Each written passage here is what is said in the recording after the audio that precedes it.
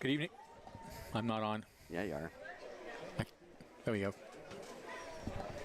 Good evening, Crabs fans around the world and around the block, listening on the World Wide Web and on the radio. Crabs baseball is on the air. The Crabs return from a glorious 3-game sweep of the Medford Rogues in Medford to meet the West Coast Kings. Benjamin Schaefer along with Aaron Donaldson, and we're thrilled to bring you all the Rock'em Sock'em baseball action tonight.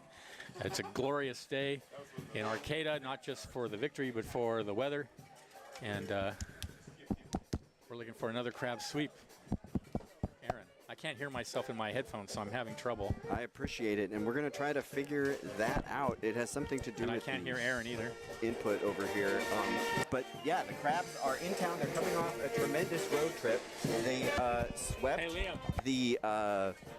They absolutely did sweep the Medford Rogues on the road there in Medford. They were able to win 14-10 on the 8th.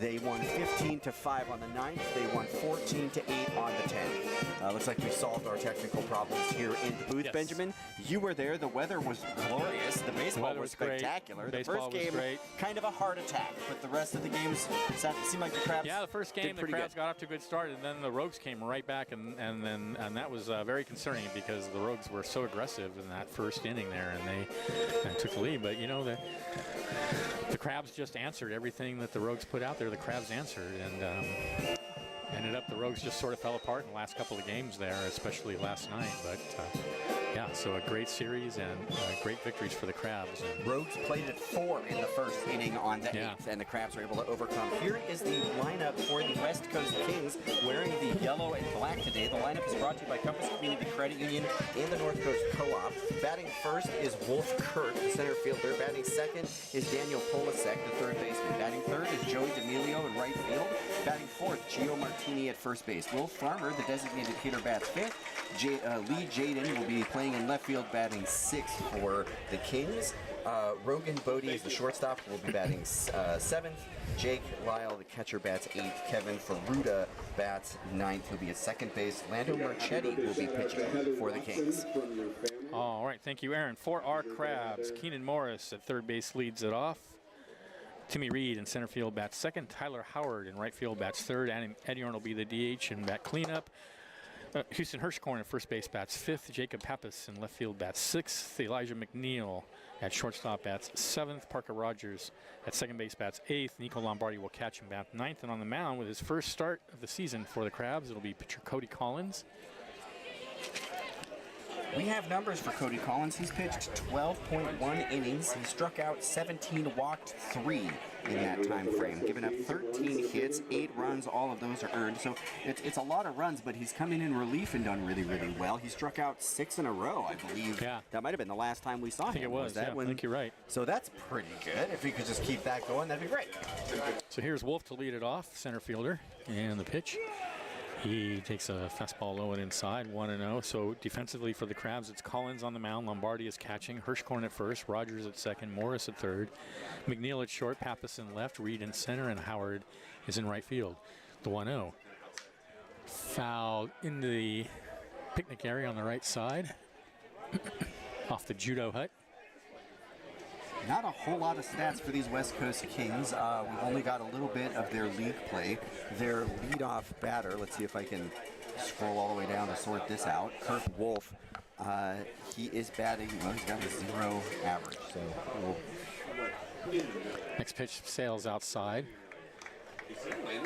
2-1. Now we're getting way too much crowd noise. I can't even hear. Having a good time here in the booth. 2-1 the count. And here's the pitch.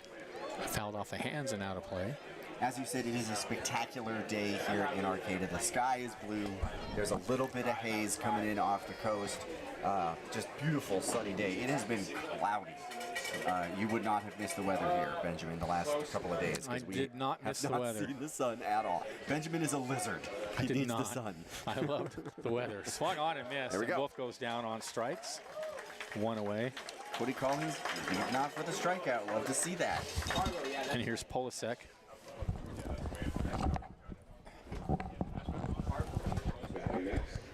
Liam, I'm sorry, it's still way too loud. I have no idea what's going on. The crowd noise is so loud. It's. I've got your headphones turned down. I don't know. Oh, you got. Here's Polasek, left-handed hitter, and that's much better. Thank you. Takes a pitch outside. He's hitting .343. He's had 35 at-bats, 7 runs, 12 hits, 2 doubles, 2 RBI this year for Polasek. The 1-0 is in there for a called strike. 1-1. Who are the umpires? The umpires tonight, I do have that. Zach Norton is at first base. Stephen Young is at third base. Justin Islas is our home plate ump tonight. It's nice to be close to the umps again. Yeah, you were. There's the 1-1. Way far away from home plate there in Medford, it looked like. That one missed high, apparently. 2-1, just high. Yeah, they're kind of a cavernous-looking stadium on YouTube. It sounds like it is big, yeah. If the pitches get past home plate, then who knows where the ball is going to go. There's a lot of room back there, and that seemed to matter. Room, yeah. I think, in that ballpark, you get a runner on third, and the odds of that runner scoring are probably over 50%. That's what you were saying. Crabs plated 43 in the 3-game run there in Medford. They gave up 23. 2-2. Rides high with a fastball, and the count goes full. Liam was saying that the Crabs got in at about 3 a.m. this morning. And here we are playing ball at 7:09 p.m. Love it. 3-2. And the pitch. Swung on and missed. Blew a fastball by him up in the zone. And back-to-back strikeouts to start the game. If this is the first time we've seen Collins since then what is it, 6, 7, 8 now? Pretty good. Yeah. Just keep it going. If I can find that game where he struck it out. Yeah, it should be in your book there. We got Jay and Becky joining us on YouTube there, along with about 85 other folks. Very exciting. Good to see you. Welcome to Crabs Baseball. Here's D'Amelio, the right fielder. And he hits one high in the air to left field. That's going to be trouble. That is up against the base of the wall on a hop. D'Amelio cruises around second. He's going to go for 3 as the ball kicks around out there in left field, and he will be in there with a head-first slide. An easy triple for D'Amelio.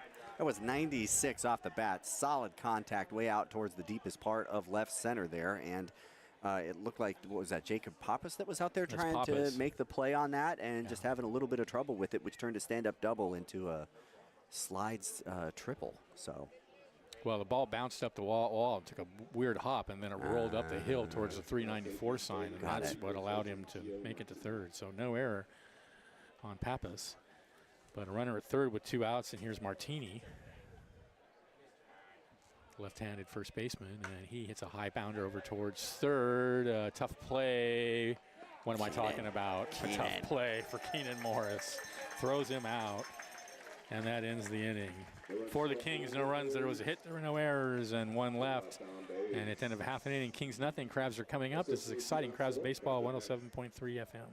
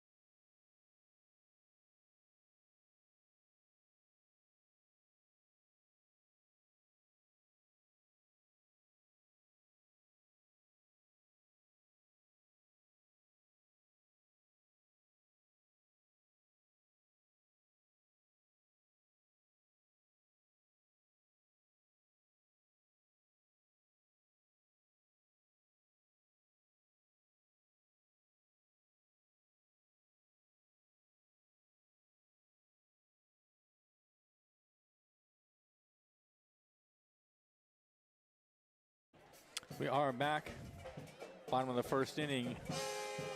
It'll be Morris, Reed, and Howard for the Crabs against Lando Marchetti, left-handed pitcher on the mound for the Kings.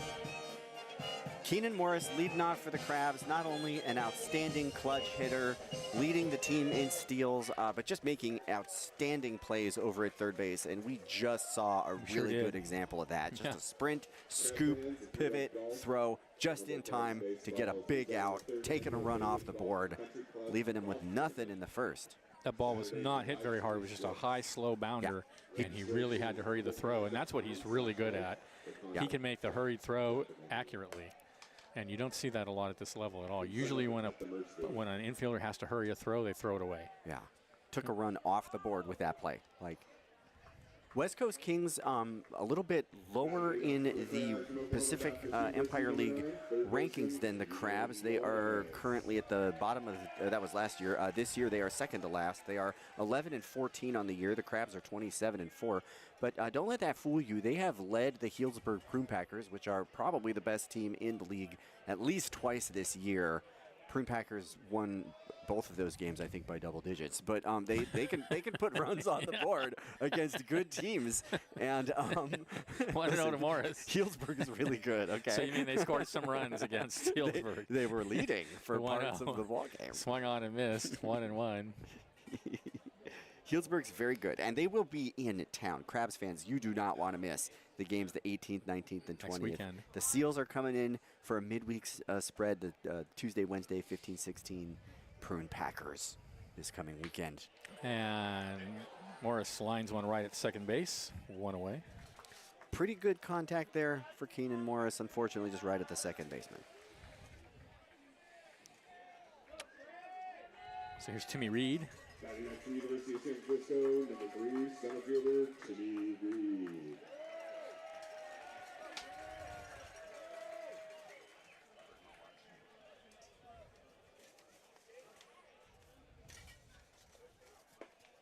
And Reed check swing, they call it a strike. I was going to say, I think you've got the paper stats you there. have the paper stats. I was looking for him. There we go. 0-1 to Reed.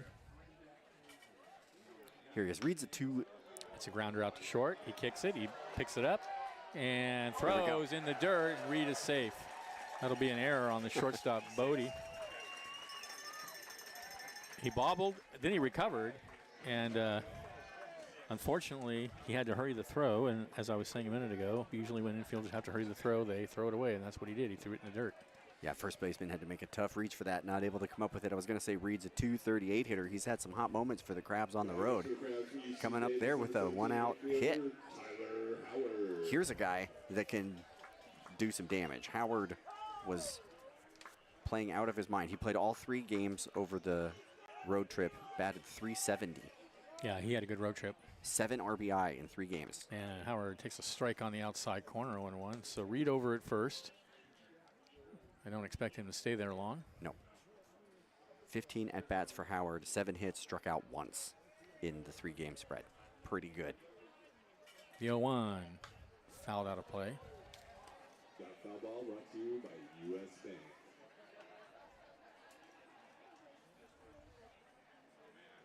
On the season, Howard's batting .377.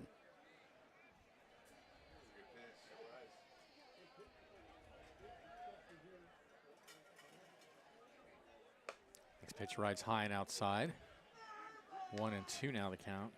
Yeah, the Crabs have a pretty powerful lineup this year with Morris, Sewell, Enyart, and Howard. Just a lot of and Hirschhorn. Yeah, a lot of different kind of batters.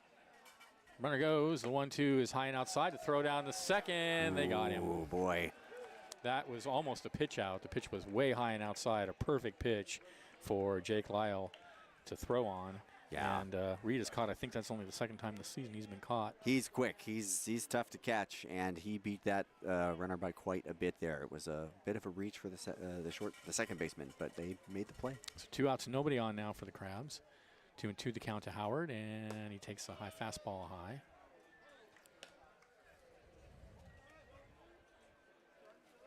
West Coast Kings are out of the Bay Area, I'm pretty sure. Jay's asking on the YouTube there. 2-2. Oh, close pitch. That's a strike according to the radar, but it's called ball 4. And so Howard draws the walk, and here's Enyart. Enyart's the DH in tonight's game. Just a big play, catch and read, stealing right there. Instead of 2 on and 1 out, you're sitting here with 2 out and 1 on at first. Well, that was a great throw by Lyle. Clutch throw. Seeing some big defense here in the first inning at the Arcata ballpark. So here's Enyart, and check swing at a pitch away. It was a strike anyway, I think. Looks like it. No, they really didn't go around, so it's a ball. So it was right on the corner. Could have gone either way. So it's 1-0.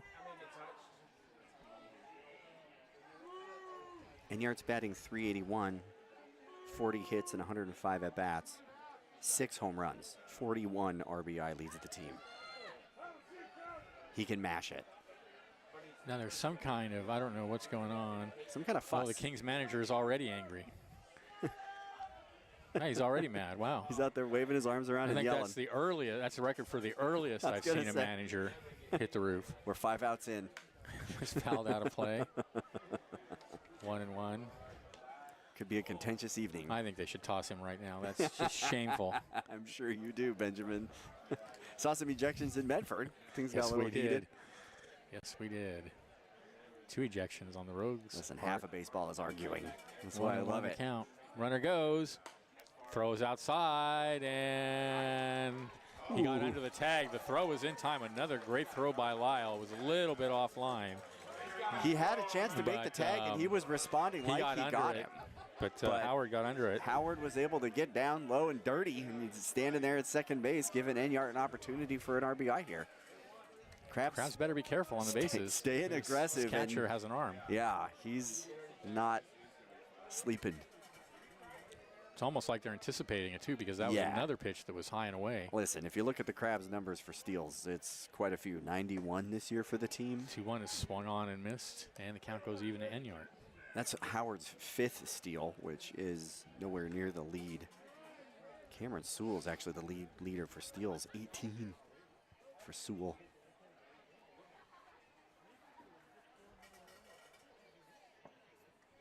And the next pitch is in the air to right field. Right fielder's going back a few steps. And D'Amelio is there and makes the catch for out number 3. For the Crabs, no runs. There were no hits. There was an error and runner left. And at the end of 1, we're tied at 0. This is exciting Crabs baseball, 107.3 FM.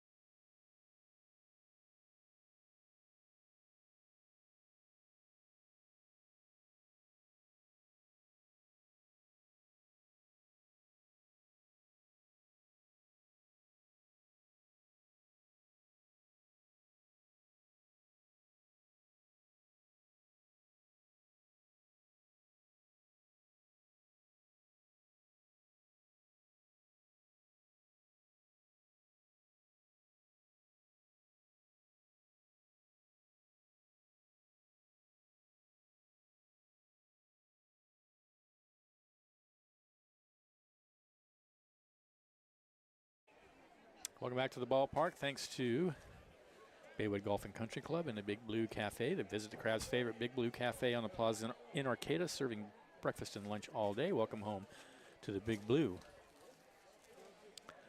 Top of the second inning. It'll be Farmer, Lee, and Bode for the Kings.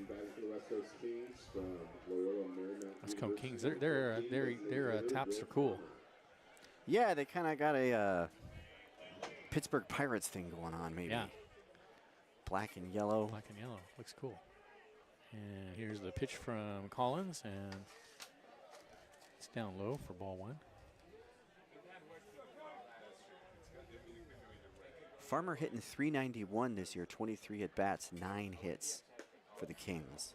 Yeah, he takes another pitch just outside. 2 home runs, which gives him a shared lead for the most on the team. They've played fewer games than the Crabs have. 2-0. And hits that one off the hands, and that's going to make it into right field. That's going to be a base hit. Just a little soft liner. Yeah, it was a 63-mile-an-hour hit there, just kind of arched through the gap. So Farmer aboard.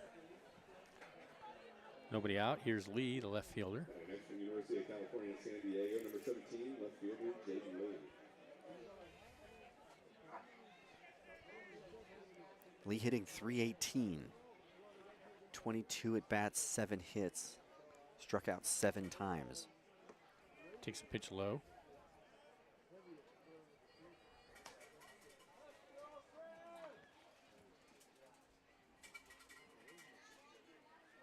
This is Cody Collins' first start as a Humboldt Crab, and it would be good to see him have a good one. Crabs have struggled on the mound kind of throughout the season. Misses outside. 2-0. Not getting that wide strike zone tonight. Not yet. And now Lombardi out to have a chat with Collins. Baseball fans, if you'd like to go home with a little more cheddar in your pocket, you should see one of the 50-50s, folks. You can go home on a rich. July 19th is Pajama Night. Prune Packers will be in town. That's Saturday. You know, all these nights we have here at the ballpark, half the time it's impossible to tell if someone's dressing up for the night or that's just how they dress all the time. It's just like camo night and pajama night. Between those two, it's like, welcome to Humboldt County. Next pitch is a strike on the outside corner, so no. Guilty. 2-1. Here's the pitch, fouled out of play. So the count goes even now to Lee. Farmer still at first. Or like tie-dye night. Yeah, like, yeah, really? tie-dye night. Yeah, that's another one. Pirate night, you know. Pirate night, really? It's just a lot of 2-2 the count. Mustache night, I say, is the only night my mustache gets a mustache. That's right. Fouled up against the screen. It's a very exciting night for me. Count stays 2-2.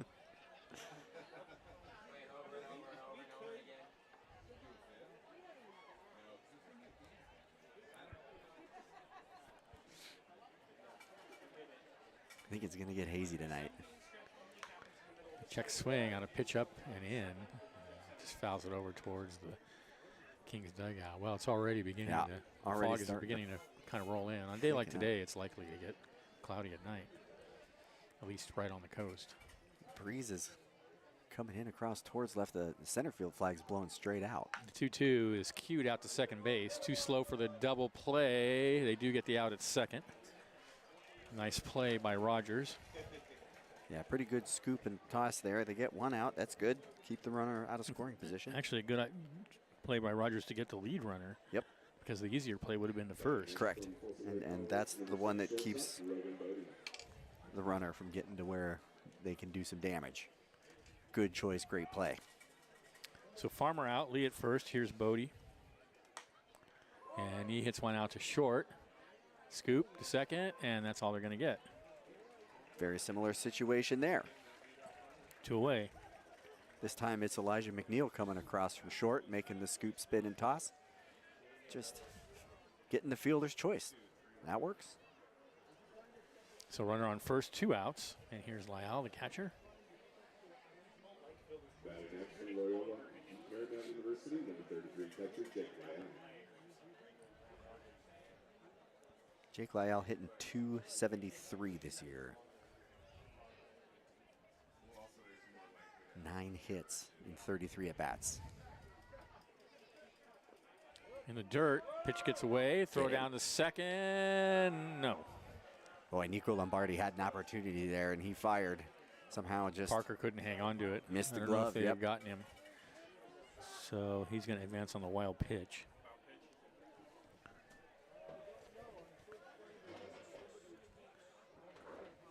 Meanwhile, 1-0 the count to Lau.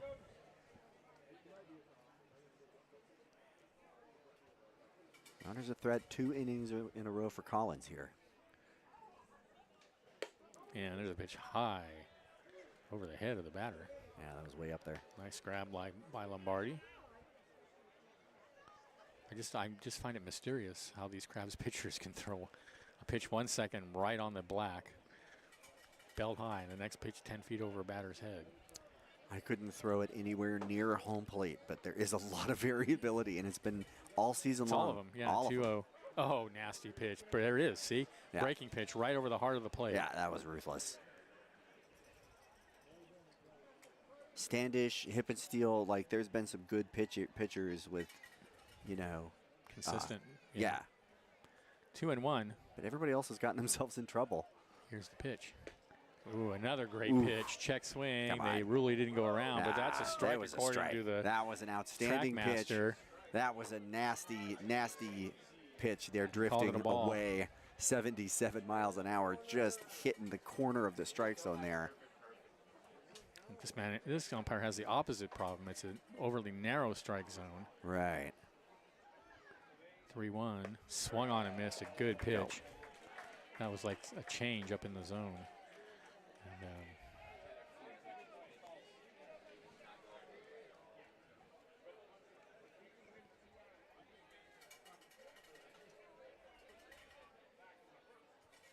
it's a big out for Collins here.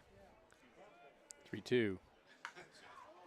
Reaches out and hits it foul. He's just out in front of it and hit it foul into the Crabs bullpen area. Collins feeding him those breaking pitches away.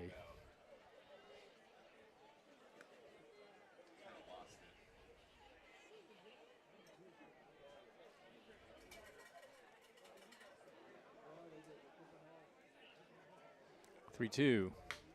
Grounder out towards third. Morris throws him out. Inning over. No runs, a hit, no errors, a runner left, and at the end of an inning and a half, we're still scoreless. This is exciting Crabs baseball, 107.3 FM.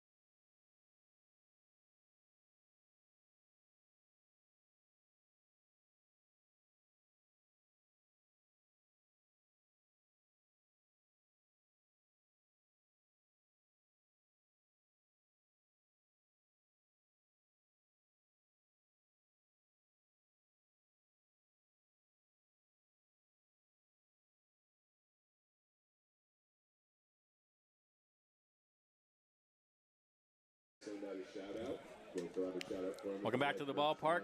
No score, bottom of the second inning. For the Crabs, it'll be Hirschkorn, Papasen, McNeil to bat against Lando Marchetti. Handed to Cody Collins. You think Lando Marchetti is named Lando because of Star Wars? You know, every time I hear the name, I wonder that, and I absolutely love the name. So I do know that it is, what is it, an Italian name? I don't know. I only heard it in that call. I've never heard it. Yeah. Calrissian is the first and only Lando for me. Yeah. Bit of a rogue character, but this one in particular is a West Coast King. Here's Hirschkorn. 5 innings pitched for Marchetti. 7 strikeouts, 1 walk, 6 hits, 6 runs. All of those are earned. And the pitch is low.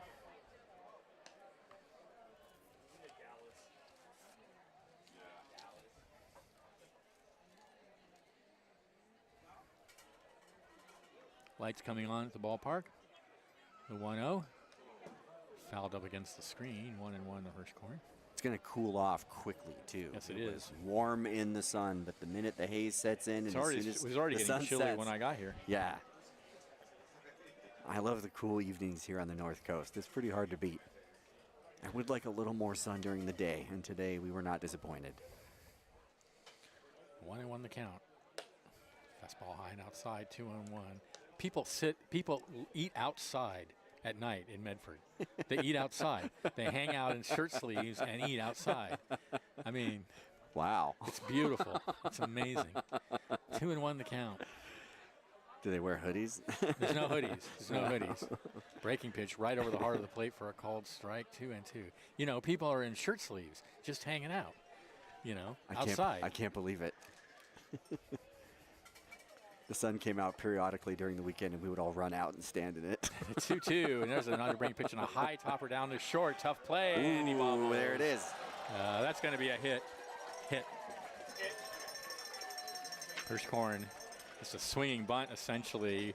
Rogan Bode had a tough play to come in on that. Made a good scoop. It was just the transition that kind of ate him up a little bit, and it was a hard play. Nobody out, one crab on. Here we go. So infield hit for Hirschhorn, and here's Jacob Pappas. Pappas is another crab that did a lot of damage to the Medford Rogues. He did. Some pretty solid Pretty much everybody did damage to the Medford Rogues. Yeah, that pitch is fouled up against the backstop. Every crab hit on the 8th. 4, 5, 6, 7. 1, 2, 3, 4, 5, 6, 7 different crabs with RBIs on the 9th. Yeah. 7 different crabs with RBIs on the 10th. Yeah. Pappas's name is there for 2 of those games. 0-1 now the count. Hirschhorn takes his lead. Here's the pitch, and that's fastball just high.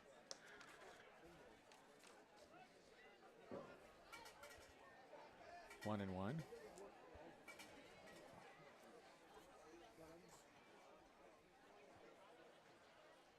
One. Check swing, and it's a strike anyway. Right on the outside corner. That was a great pitch. Yeah, Marchetti's thrown some good pitches. We have a skylight in our living room, and when the sun comes out very, very briefly, all the dogs race to the one little spot on the floor where... and we all go running outside. The 1-2 is high.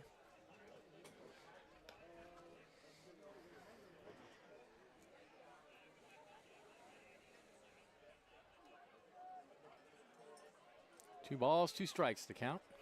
And the pitch. And he fouls it up against the screen. Debbie's watching us from Eureka. Welcome, Debbie. Tig also cheering on the crabs on YouTube. 2 balls, 2 strikes to count.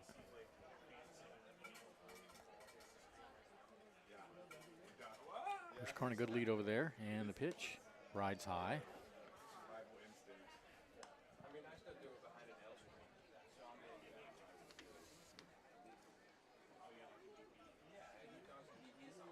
Hirschhorn has 3 steals this year. 3-2, swung on and missed. Good pitch, took something off, and Pappas swung right through it, 1 away. That's the first strikeout for Marchetti. 85 top of the zone, just dotting the strike zone. Really good pitch. And here's Elijah McNeil.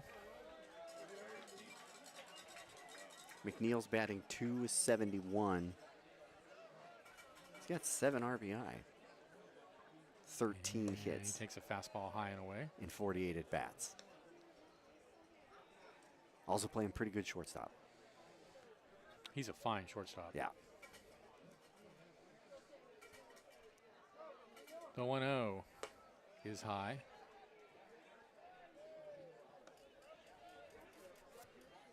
Would be good to see him work a count, move the runner. 1 out. Crabs plenty of opportunity to get some offense cooking here early. 2-0. And he swings the pitch down and in and fouls it up against the screen.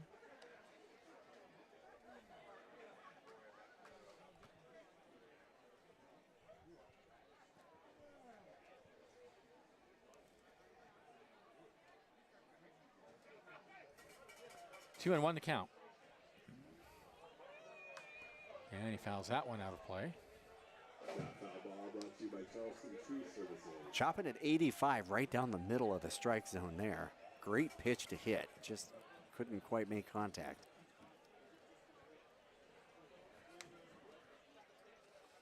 Two. Up the middle. Picked up by the shortstop. Tossed to second for 1. Back to first. Not in time. That was a fine play by Rogan Bode. Yeah, to get like Hirschhorn. Could have been a double play almost. Almost, but McNeil hustling down the line just beat it out. 2 away.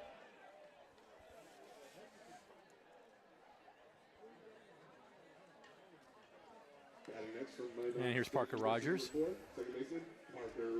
Both teams getting runners aboard, both teams moving them around, and both teams doing enough on defense to keep the score 0. And the pitch. Strike on the outside corner. Good pitch, 0-1. He's really hitting the corners. Yeah. Marchetti. Really pounding that outside corner. Tough pitches to take. Hitters. We go 1. Swung on and missed. A pitch up in the zone. Right on the edge of the strike zone. And now he's ahead of Rogers, 0-2.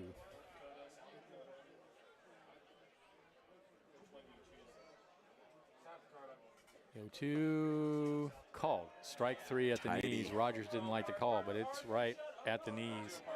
And now he's really arguing with home plate umpire. And I think get tossed out of the game. Yeah, risky. That ends the inning for the Crabs. No runs, there was a hit, there were no errors, and a runner left. And at the end of 2, we're tied at 0. This is Crabs Baseball, 107.3 FM.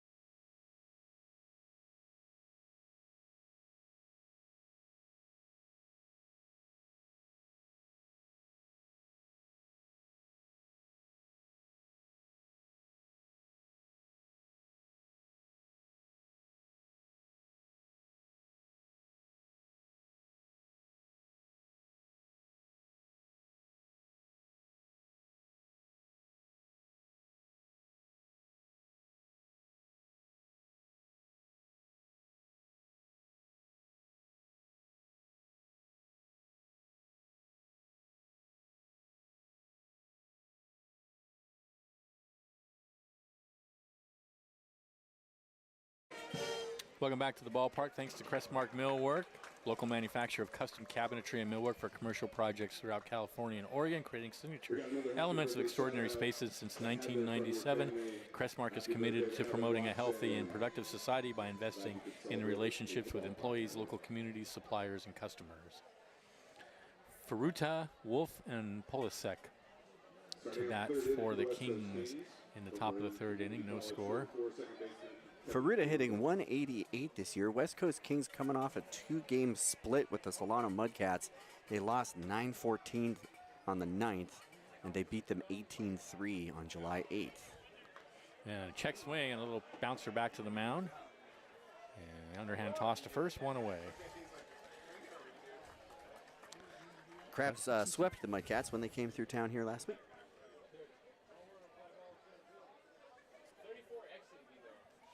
So 1 away, back to the top of the order. Here's Wolf. He struck out his first at bat. Back to the top of the inning for the Kings, number 1, center fielder Kirk Wolf.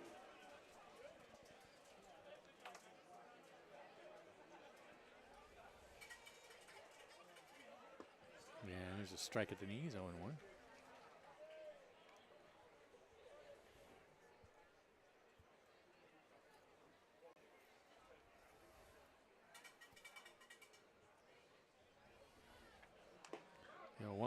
The fastball. It was a great pitch. At the knees, called strike 2.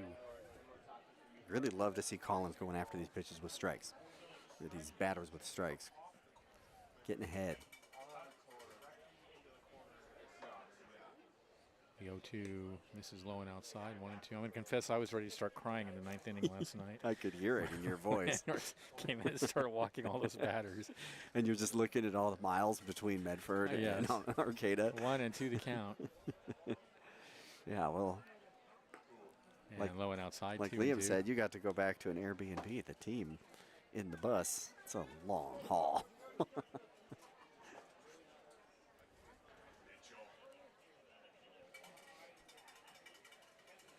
2-2 pitch. Oh, nasty breaking pitch. Down and in. That really fooled him. Strike 3. Wow. Cody Collins just racking up strikeouts. That's the third in this game. That's the second time he's gotten Wolf. That's right. And here's Polasek. He is the third strikeout. Yeah. Let's go get one more. That was just a wicked pitch. Fastball high and outside.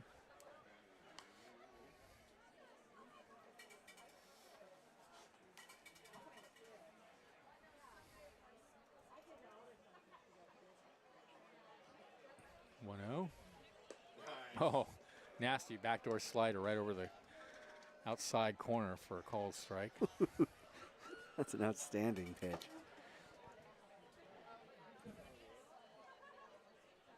The 1-1. Fastball is high.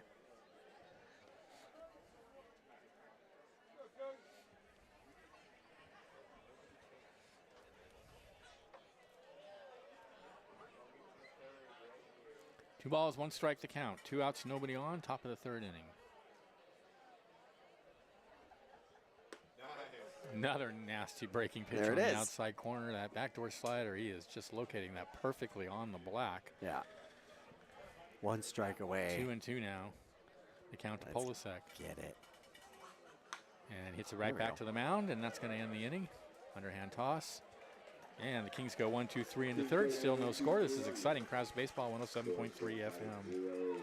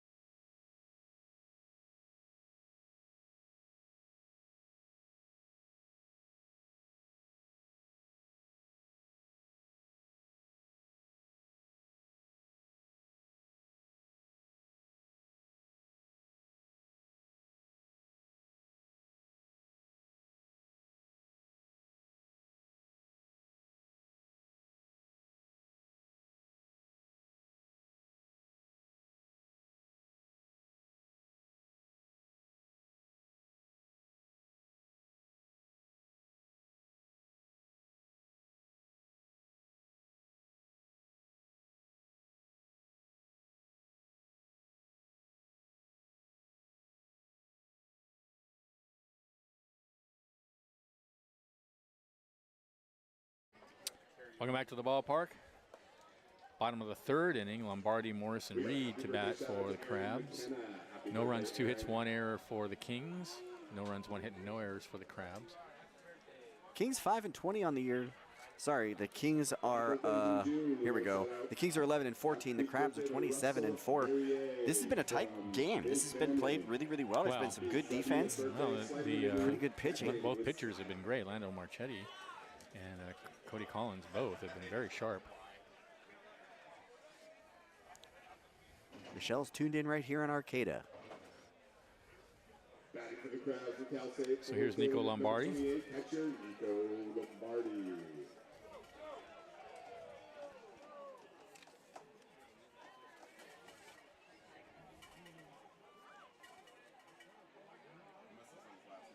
And the pitch from Marchetti is swung on and missed, like a changeup. 7 hits with 39 at bats for the Crabs catcher.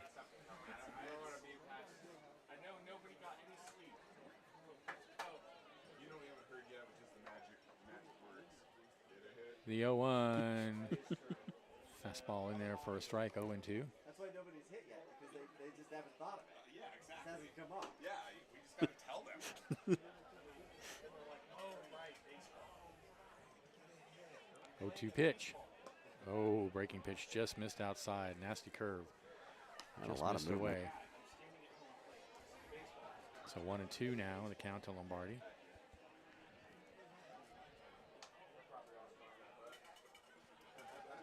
One, two. There it is again. There it was and again. He just taps it right down, straight down. The one before that was quite a bit outside, and that one came right in the heart of the strike zone. Barty swung right over the top of it. It's tough to know which one it's going to do. It's got a lot of movement on it. 1-2. Here's the pitch. Fastball is high. way up there.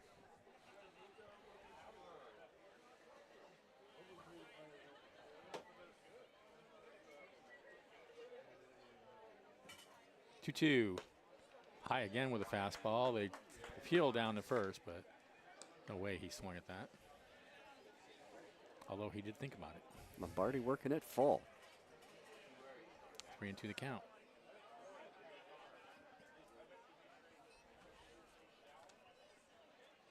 Swung on and missed. Fastball that time. He did go for it.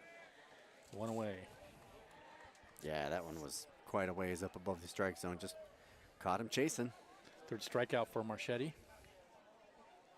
And here's Keenan Morris. Line to second his first at bat. Third baseman Keenan Morris. Sewell and Enyart have hit a lot of home runs. Keenan Morris just gets on base. He gets a single, he gets a walk, he steals. And he takes a breaking pitch in there, about 2 feet low for a strike. That was not a strike, but okay. It's narrow and deep, apparently. 0-1. Misses outside. 1-1. Sitting at home in Arcata, California, watching the Cavs game. 1-1. Breaking pitch hit on the ground to first base. Martini will take it to the bag himself. 2 away.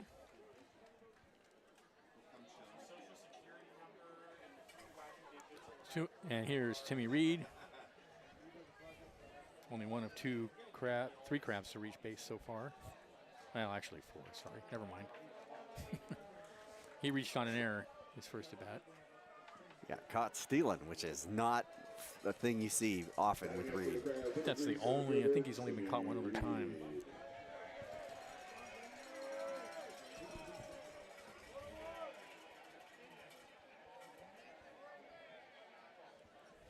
And the pitch, and he takes a breaking pitch in the dirt.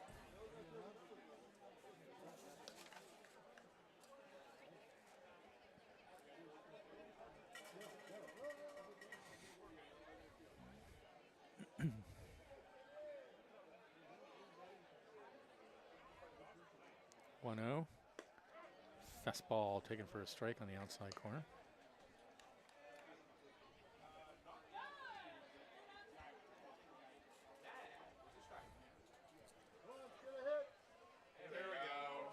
Now we can get to him. 1-1. Another strike, this time on the inside corner. The media booth's been waiting for someone to tell a Krabby to get a hit. And someone's told them to get a hit. 1-2. Now everybody knows what to do. Breaking pitch, tap foul.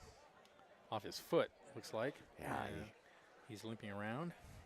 Let's kind of walk that one off. No one likes that. Making his way back to the box. Looks like he should be okay. Crab's wearing the red tops with the white necks, white pants. 1-2. Classic hat. Foul tipped, Yeah. and that ends the inning. Crabs go in order in the third. Still no score. Stay tuned. Aaron's going to bring you the middle innings. This is exciting. Crabs baseball, 107.3 FM.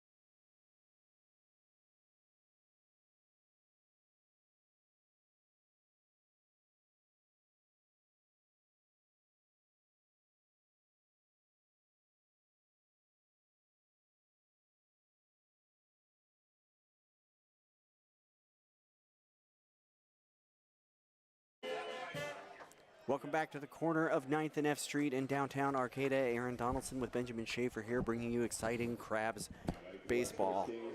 It is 0-0. Crabs hosting the Kings. We're here in the top of the 4th, and it will be D'Amelio, Martini, and Farmer. Starting off with Joey D'Amelio. Cody Collins on the mound, pitching a great one for the Crabs so far. That one's outside. 1 ball, no strikes. Crabs 27-4, second in the Pacific Empire League. Lincoln Potters are playing the Medford Rogues right now. Potters are up. That's outside. 2 balls, no strikes on D'Amelio. The Giants were ahead, but Shohei Ohtani changed that. Dodgers up 2-1, playing San Francisco. Liam not pleased. Collins pitches this one high. 3-0 for Joey D'Amelio. Benjamin's getting into some Humboldt Fog cheese here in the booth. Pretty great opportunity there. And that's a leadoff walk. So D'Amelio walks. That's going to bring up Gio Martini, the first baseman for the Kings. Great opportunity to tell you that this game is brought to you by Cypress Grove. Cypress Grove is the leading producer of delicious artisan goat cheeses, including Humboldt Fog, which we're eating right here in the booth, one of the most famous cheeses in the country. It's proudly based in Arcata, California. Cypress Grove cheeses are available at cheese shops and grocery stores nationwide and online at cypressgrovecheese.com. There's nothing like that Humboldt Fog feeling. Cody Collins pitches this one 87 high and inside for his 5th ball of the inning. Collins has been great with strikeouts recently. Like to see him get through 5 innings of shutdown baseball. Struggling to find the strike zone here. That was a pretty good one right there. 1-1 now against Gio Martini.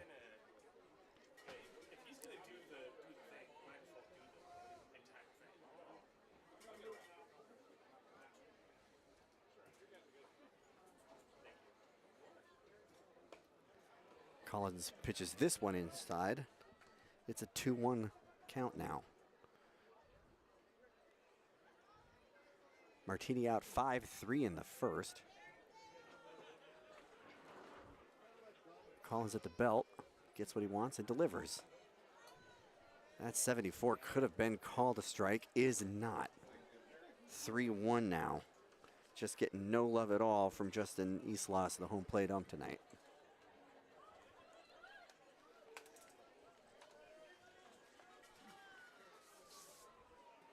Here's the pitch. That's 86 and sends him to first base. That's 2 pitches in a row that absolutely could have been called strikes and are not. So Cody Collins is walking the bases with a little bit of help from the home plate umpire. 2-on now. 0-0, top of the 4th. Crabs hosting the West Coast Kings. Beautiful evening in Arcata. The sun is setting. The shadows are about halfway across the field. Wind is pushing in towards the freeway. This one is sent out towards right center, and they are going to get a hit. Tyler Howard's going after that. The runner had to tag up, but now here he comes, heading towards home plate. And that is going to be a 1-0 lead for the West Coast Kings as Joey D'Amelio comes across. Gio Martini makes his way to third base, and Will Farmer ends up at first base with a single and then an error. So it's 1-0 West Coast Kings with that RBI from Will Farmer, and that's going to bring up Lee Jaden, the left fielder. Cody Collins now in a little bit of trouble. Runners on the corners. Pitched a good game so far, but has found himself in trouble and has had to get out of it. Now it looks like there's some kind of conversation going on between a coach and a player over by first base. Apparently they're just taking a little time to chat. Happy birthday, Heather. Looks like we've sorted things out. Now we can play some baseball.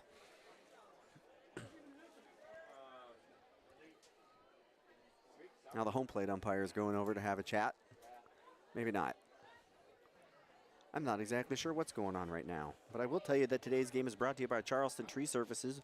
Charleston Tree Services, we're here to help you with your growing concerns. Our locally owned and operated family business has served homeowners and commercial property owners throughout Humboldt County since 2007. Still a conversation between the West Coast Kings manager Adam Ricks and home plate umpire Justin Islas going on. Baseball fans, we have 3. Beth Not exactly sure. Maybe somebody got hurt over there going to first base, and it looks like they're bringing in either a pinch runner. This is number 26. Number 26 for the West Coast Kings, last name Wilford. I'll get you the first name if I can find it.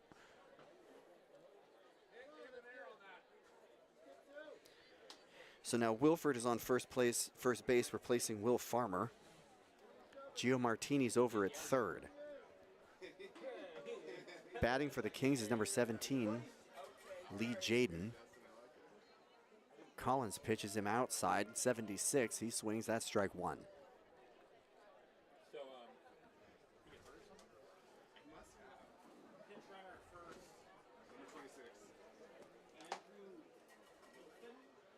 Here's the pitch, that's a swinging strike. Collins gets up 0-2 here. Farmer must have injured himself on that. Yeah, it looks like Farmer might be out with an injury. I hope he's doing okay. Andrew Wilfred? Andrew Wilford.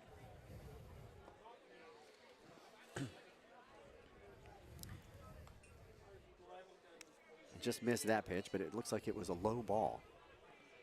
The count is 1-2 now. Collins gets what he wants and delivers. That's another low ball, 2-2.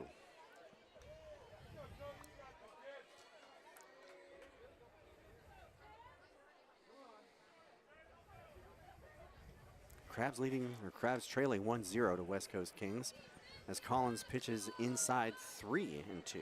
I'm not worried. The Crabs have been able to get a lot of offense, but they've been a little sluggish so far tonight, and they came in early this morning. Don't want to wait. Well, Marchetti's been good. Marchetti's been great. This one is popped way out to center field.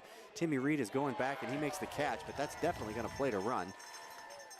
As Gio Martini comes in from third base, making it 2-0 Kings. This is what happens when Benjamin leaves. I'm back. What do you mean? You step away for just a split second, and all of a sudden, everything goes bonkers. Got me some cheese. It was worth it. That's going to bring up Rogan Bode. That's why I'm not worried. The shortstop. He hit into a fielder's choice in the second. Here goes the runner. This pitch is way past the second baseman, and that's going to send the runner over to third, and hopefully that's as bad as it gets. Keenan Morris has it over there, and Will Farmer just went from first to third with Nico Lombardi. Error on Lombardi. Yeah.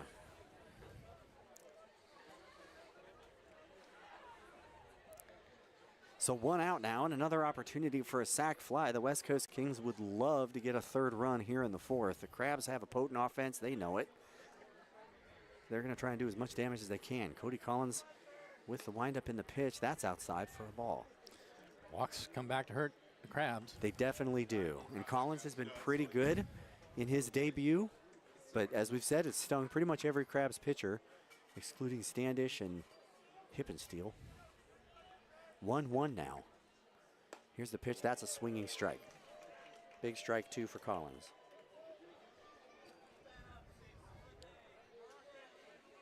One and two against the Kings shortstop. Here's the pitch. That's in the dirt. 2-2. Both teams quiet through the first three. Kings have plated two with a runner at third and one out. Cody Collins trying to limit the damage. Crabs infield is all the way in on the grass. Not willing to concede the run. Yeah, hoping to take away a fielder's choice at home plate. Unfortunately, it can cost you the other way if it goes over the infield and you give up a big hit. With one out, it's a tough spot. This one is popped way up into the air to left center. That's going to be Pappas and Reed converging, but Pappas gets the ball, throws it in. It's a high lobbing throw off target. That brings in Will Farmer for the third run of the inning on the sac fly. So Jake Lyle, the catcher for the Kings, is going to come up to bat now with three already in, two out. It was a towering shot into short left field, and Pappas just kind of rainbowed it off target. It was a tough throw. The batter did his job with a runner at third. So Collins is going to face Jake Lyle. Nobody on. 2 out. 3-0 Kings. Here's the pitch. That one's right down the middle and just towered over towards the bus station.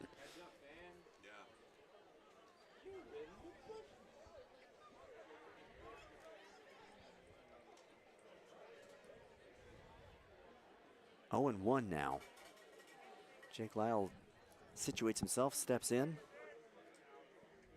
Collins gets what he wants at the belt and delivers. That's a great strike. 89 miles an hour right down Broadway. 0-2. Collins has pitched pretty good up until this inning. Would love to see him get out of it here. Here's the pitch. That one's shot right back to Collins and hits him on the ankle. He's not able to make the play. The runner slides in at first base. Just a really tough break for Cody Collins, and you hope he's okay. That was loud. When it hit his ankle, loud. You could hear it from here. He had no opportunity to make the play. Houston Hirschkorn came charging off of first base, got the ball, went back, dove, but was not able to beat the runner. So Jake Lyle beats that one out for a single. And everybody's going to go out and check on Cody Collins, hope he's okay. It was 102 miles an hour off the bat, and shortly after that, the good news is it did bounce, but yeesh. That's a tough one. Looks like Collins is going to stay out there. Hopefully he's okay. The coaching staff and umpires are out there looking at him. He's going to get a couple practice pitches just to make sure his leg's all right. Pitched that one pretty good. Boy, you don't like to see that. And also a tough break for the Crabs. They're looking to get out of an already difficult inning. Collins had himself in front of that batter, and now he's got to start over again. This is going to be Kevin Ferruta, the bottom of the order for the West Coast Kings. Here's the pitch. That's outside, 78 miles an hour for a ball.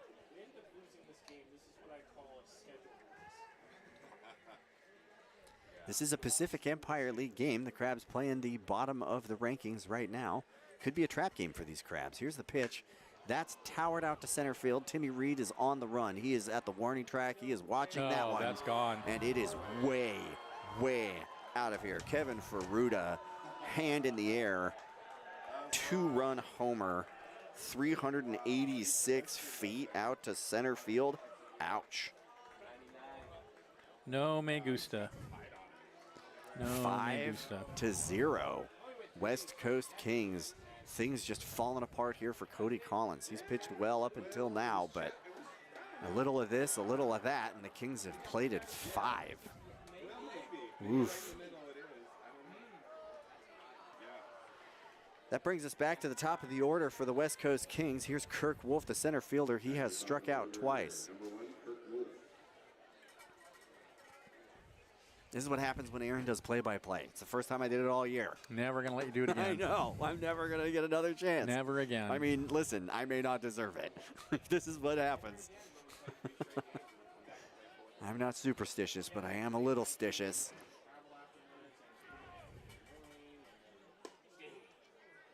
Two balls now against the leadoff hitter. This could get worse. 2-0 to Kirk Wolf. Collins gets what he wants at the belt. Here's the pitch. That one's shot out to right field. That's going to be Tyler Howard back there. He's on the warning track. He's able to glove it mercilessly. This inning ends. It is 5 runs, 5 hits, 1 errors for the West Coast Kings. No runs, 1 hit, and 2 errors for your Humboldt Crabs, who are going to try to come back here at the following, after these messages. This is 107.3 Crabs Baseball.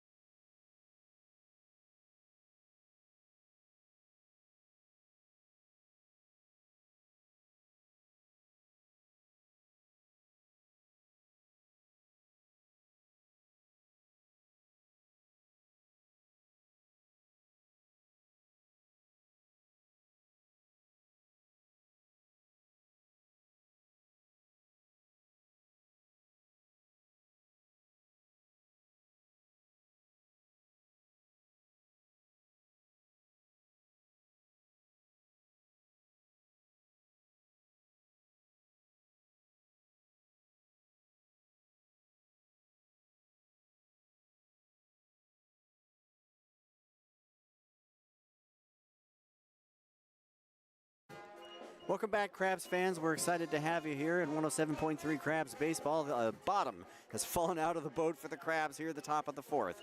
It was 0-0 all the way up until the top of the fourth, and the West Coast Kings were able to plate 5. So it is 5-0. Humboldt Crabs looking to get things going, and they have been hitting well this year. They came off a 3-game road trip against the Medford Rogues where they were able to put 43 across the plate in 3 games. We would love to see the offense get going. It's going to be Tyler Howard, Adam Enyart, and Houston Hirschkorn. This really is the heart of the order for these Crabs, so they've got a great opportunity, but they got to get to work. Here's Tyler Howard taking the first pitch right down the middle for a strike.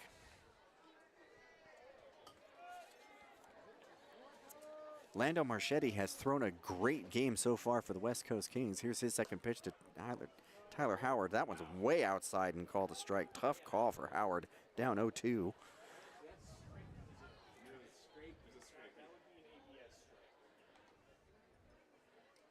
Here's the pitch. Tyler pops that one out to right center, and they're going to converge, and it's a tough play. And did he come up with that? I can't tell.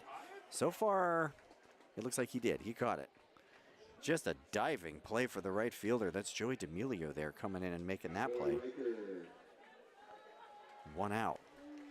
That brings up the designated hitter for the Crabs, Adam Enyart. He's got 5 home runs this year. This guy definitely has an opportunity to sting you. It would be nice if he had a runner on, but pretty much any run opportunity for the Crabs is a good one right now, so here's hoping. Marchetti gets the call that he wants. Here's the wind and the pitch. Enyart swings and tips that one foul down towards the first baseline.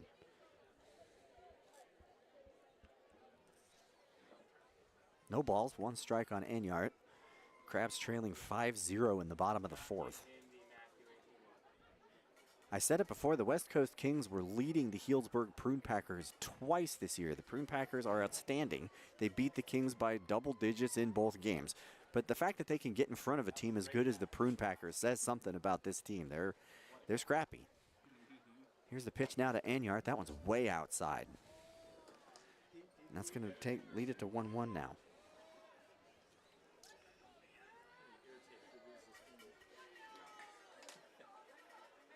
Here's the pitch to Enyart. That's outside. 2-1. That was quite a catch by I can't believe he caught it. D'Amelio out in right field. Yeah, they were coming together. I was a little worried there'd be a collision, and I was hoping to see a ball bouncing around, but I did not. Here's the pitch to Enyart. That one's towered out to center field. Should be no trouble for Kirk Wolf. He camps under it. Gloves that one. Second out of the inning. No me gusta. No me gusta. So here comes Houston Hirschkorn. He did get on base in the second. Reached on a single. I think the Crabs just need to wait to get Marchetti out of the game. Get to the Kings bullpen, which is what they always do. Get to the Kings bullpen. Get to their team's bullpen. Well, the best way to get him out of the game is to hit the baseball. Well, that would help, yes. And just pile on a bunch of runs on the reliever. Yeah. Here's the first pitch towards Hirschkorn. That's a floater outside for a ball.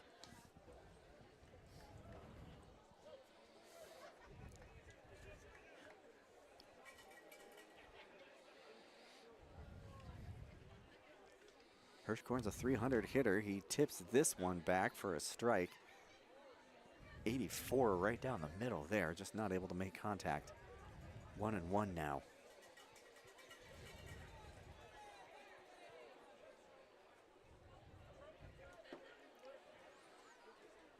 Two out, nobody on. Here's the pitch to Hirschkorn. He takes that one for a ball.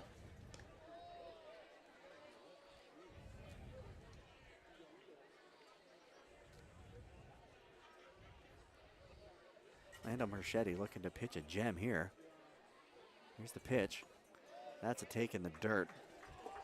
3-1 now against the Crabs' first baseman.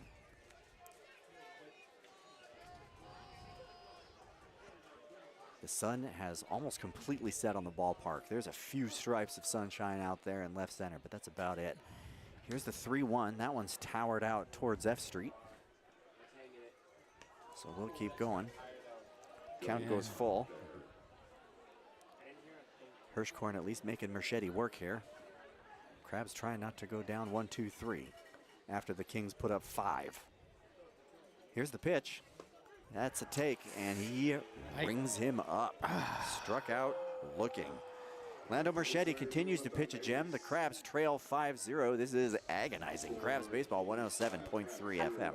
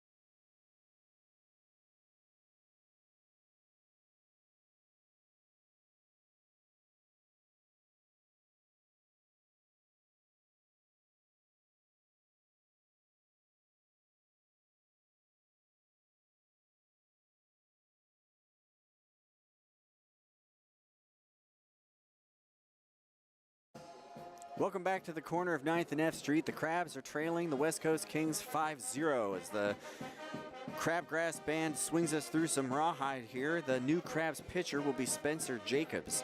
Cody Collins' night is done. He did pretty good until the 4th inning where the West Coast Kings put up 5. Now it'll be Jacobs. He's pitched for 22 innings. He's given up 20 hits, 12 runs, 12 earned runs. He's walked 12 and struck out 22. So it's been Crabs pitching that we've said that's been getting him into trouble. Cody Collins did a pretty good job. This is going to bring up Spencer Jacobs, and he's going to face, looks like the number 2 hitter, Daniel Polasek, followed by Joey D'Amelio and Gio Martini.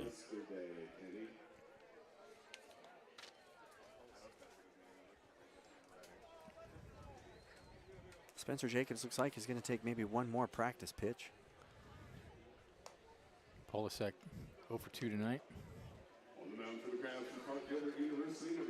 Crabs need a quick inning. The last one kind of got away from them. Well, they need 5 runs is what they need. Actually, they need 6 runs is what they need. You can't do that when you're on the infield, the outfield, and pitching. So they got to turn this one around.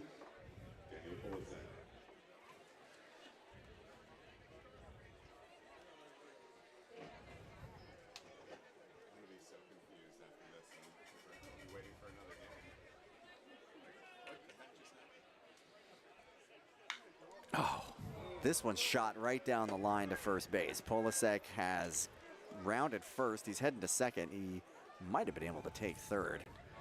First pitch swinging. Double for Daniel Polasek. Trouble. 97 off the bat. He just yanked that right over the first base bag. And down the line. The Potters have a 6-1 lead against the Medford Rogues.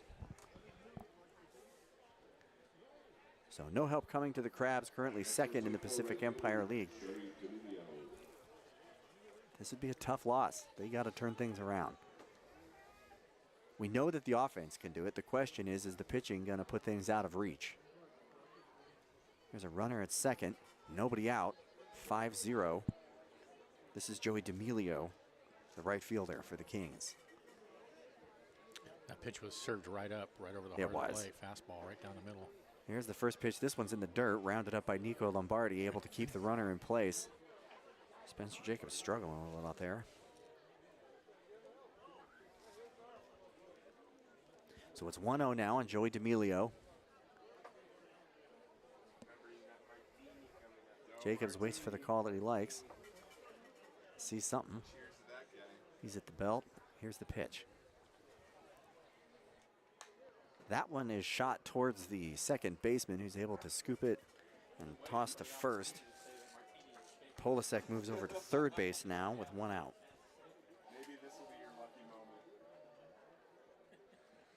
So Gio Martini came around. He walked in the 4th and was ultimately brought around. He went out 5-3 in the 1st. got an opportunity for a sac fly or any other kind of run here with 1 out and a runner on third. Crabs are going to try to cut the run off at home. Yeah, they got to bring that defense in.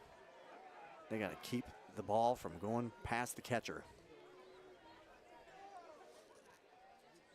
So 1-0 now. As Jacobs pitches that one in the dirt. Shakes off a call, gets what he wants at the belt. Wind up and the pitch. That one's bounced towards first base and foul. 1-1 now for Gio Martini.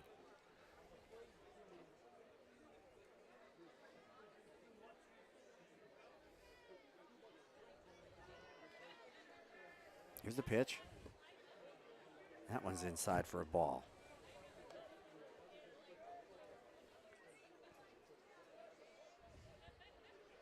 One out, runner at third. I want that Congrejeros jersey. That's a pretty cool jersey. Here's the pitch. That one is sent out past the foul line over towards the Kings bullpen. 2-2 now. Spencer Jacobs hunting for a really important second out here. Yeah, Kraft's trailing 5. He needs a strikeout or a pop out. Something near the infield. That one's zapped towards the second baseman. He's able to keep that close. Tosses it over to first base. Crabs get the second out without giving up a run. Really, really important. Well, and now they can move back to normal position too. That's a very vulnerable position to be in when you've got the infield pulled in on the grass like that. Yeah, that was a tough spot. That was exactly the kind of ball Spencer Jacobs was looking for. Something that was manageable, that got to the infield quick enough to make the play.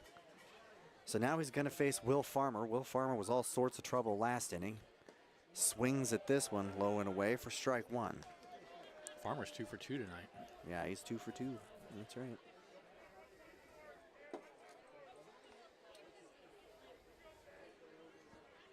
No balls, 1 strike. Here's the pitch to Farmer. That one's in the dirt, 1-1.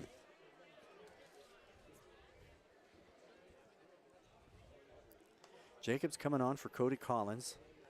West Coast Kings put up 5 in the 4th. Jacobs trying hard to keep it at that. 2 out.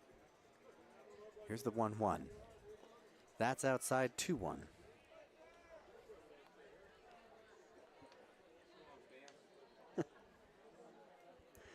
Boy, Crabs have trailed frequently, and it is always stressful. As good as this Crabs offense is, you can't take anything for granted in baseball. Consistency is not exactly part of the game. Here's the 2-1 now. That one swung on and missed, strike 2. That was a great pitch, 85 miles an hour right at the top of the strike zone. Caught him looking for off speed, looked like he was behind it. 2-2 now, 2 out. There's the pitch. That one's flied out to right field.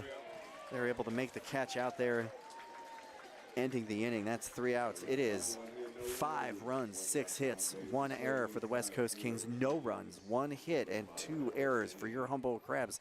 This is exciting Crabs baseball on 107.3 FM.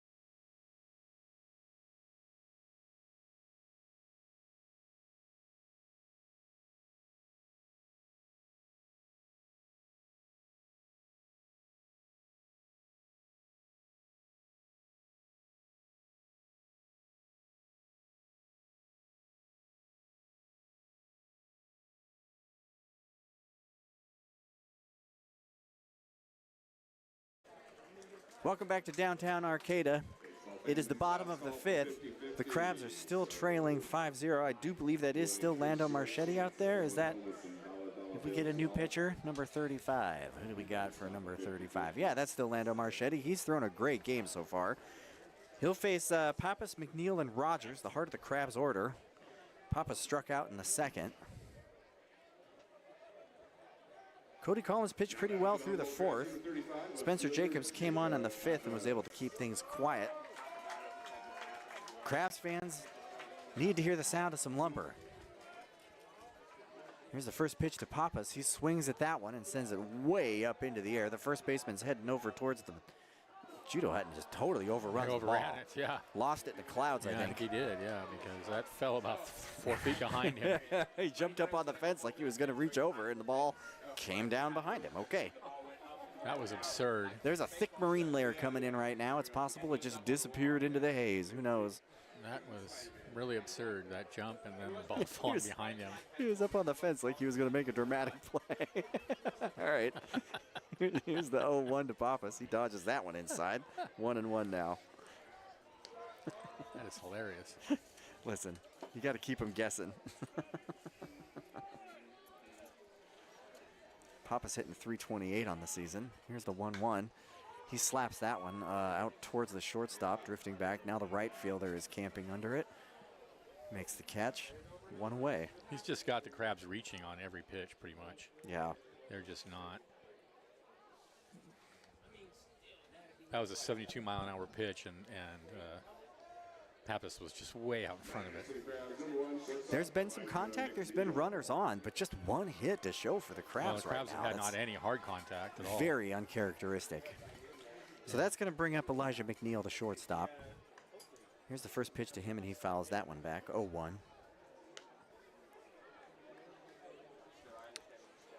Yeah, he has been masterful, Marchetti.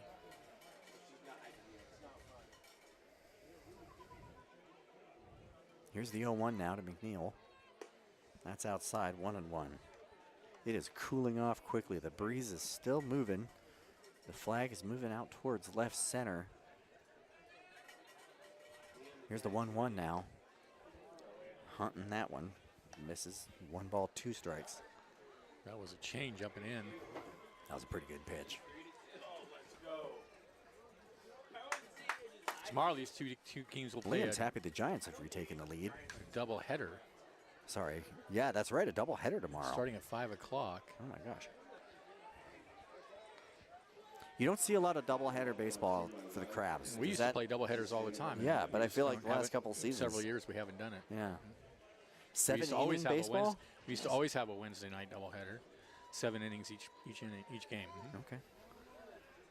1-2 now. 1 out. McNeil shoots this one right up the center. He's got an opportunity. The second baseman is not able to make the glove. McNeil's E6. On with an E6. That was a tough play, but he definitely had an opportunity to make it there. So 1 out now. Crabs have a runner on base. That's good. The doubleheader tomorrow starts at 5:30 p.m. 5:30, I said 5. Yeah, 5:30 p.m. tomorrow, 12:30 on Sunday. Crabgrass Band will be here Sunday. Don't want to miss Crabs baseball. It's going fast. All right, Yeah, so only a few weeks left now. Yeah, and they fly. Parker Rogers fouls this one back. 0-1 now. I feel like once you get to the second week of July, summer is like blink and it's over. That's right. Yep. You get to this part feeling like summer's just languished and it's just taking forever, and then all of a sudden, boop, it's done. Boy, that pitch had a lot of motion on it. 72. And that's 1-1. 1-1 now to Parker Rogers. Here's the pitch. He takes that one, and that is a strike. I'm waiting to see that on TrackMan. I don't know about that, but okay. TrackMan doesn't seem to be updating. Yeah, it does not. So McNeil's over there at first. Parker Rogers at the plate. 1-2 count. Here's the pitch. Takes that one, the throw to first, and he's back fine. Is your TrackMan updating over there? I got 5-0. 2-2 now for Parker Rogers. Lando Marchetti's just pitched an outstanding game so far. It's not updating. If the Crabs can get to him here, that'd be big. Here's the pitch. Takes that one outside. 3-2 now. Count goes full. This is a really important out for the Crabs. If you go down right here and you go to 2 out with 1 on, it feels like Marchetti's in front. You get on base right now and suddenly Marchetti's in trouble with 1 out and 2 on. Here's the pitch. That one is popped out towards F Street. No play on that one, thank goodness. The sound of the crowd suggests it might have hit a vehicle. Don't park there, says the world famous Crabgrass band. 3-2 now on Parker Rogers. Here's the pitch. Takes that one low and walks. Really big at bat for Parker Rogers. Was just saying it would be a big turn, and it absolutely is. That sends Elijah McNeil to second, Parker Rogers to first with 1 out. That's going to bring on the catcher, Nico Lombardi. He struck out in the 3rd. A hit here would be huge. Crabs trailing 5-0. Getting towards the middle part of this baseball game. They got to get busy if they want to come back and win this one. They've only lost 1 game at home so far this entire season. Don't want to do another one. You got to go back to June 29th to find the last Crabs loss. Lombardi waits at home. Marchetti checks second. Here's the pitch. Swings foul, strike 1. So that's Elijah McNeil out there at second. Parker Rogers at first. Crabs catcher Nico Lombardi steps into the box and waits. Lando checks second. Couple of checks now. Big lead there. Here's the pitch. That one shot out towards center field. Should be no trouble at all for the center fielder. He camps under it and has it. McNeil looks like he's going to go to 3rd, but wisely stays put. 2 outs now for the Crabs.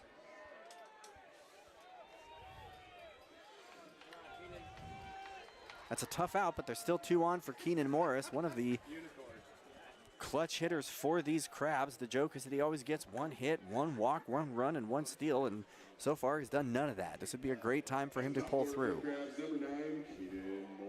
Morris is hitting .346 so far this year. He's got 37 hits, 8 doubles, 1 home run, 10 RBI. Would love to see him add to that. Here's the pitch. Morris takes. That's a ball. Boy, not according to TrackMan, it wasn't. Shh. Benjamin, don't. Wasn't even particularly close. No. 2 on, 2 out. Here's the pitch to Morris. Sends that one over towards the freeway. That's foul. There is a little bit of sun trying to shine on the houses on the hillside. The marine layer is settling in thick. Dark blue and purple here at the Arcata Ballpark as the Crabs look for their first runs of the evening. Here's the pitch to Morris. He swings on that one. Ooh. That's a big strike 2. That was a big cut. Fastball, letter high. 1-2 for Morris, digging deep. Lando Marchetti looking to keep things tidy. He has shut out the Crabs so far. Long wait. Gets what he wants finally. Checks second base. Here's the pitch. Ooh, that is way inside. 2-2 now.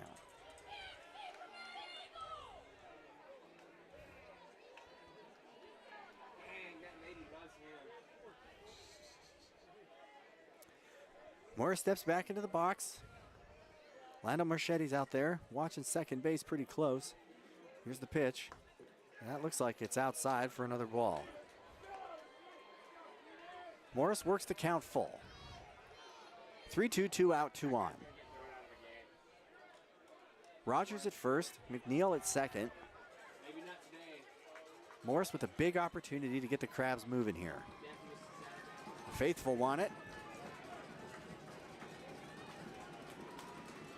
Marchetti takes a long look inside, gets the signal he wants.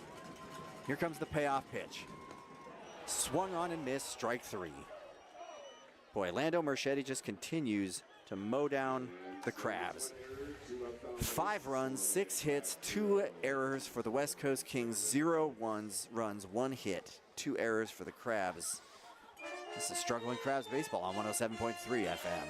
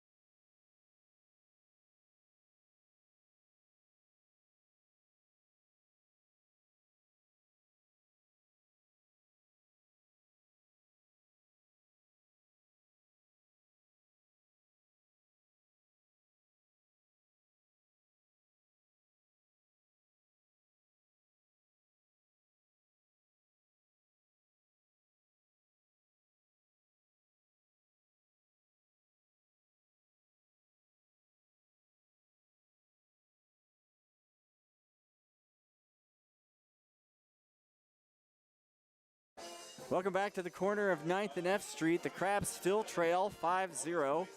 The Wayward Crabs, according to the world-famous Crabgrass Band. This is a good opportunity to tell you that this game is brought to you by Compass Community Credit Union. Hey, Crabs fans, team sponsor Compass Community Credit Union is happy to point you towards a better banking experience. Visit their conveniently located branches in Arcata and Eureka or online at compassccu.org. That's compassccu.org. Here's the first pitch now to Jaden Lee. And looks like that's going to be called a strike. Spencer Jacobs back out there now pitching for the Crabs. Coming on in relief for Cody Collins. Gets ahead early, 0-2 here on Jaden Lee. Love to see it.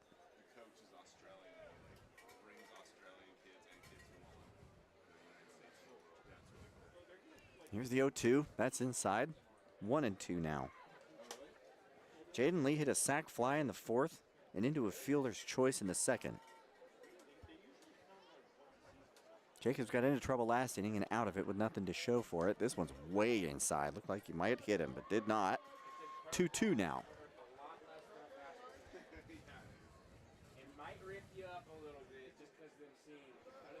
Don't look, but the Giants have a 2-run lead against the Dodgers.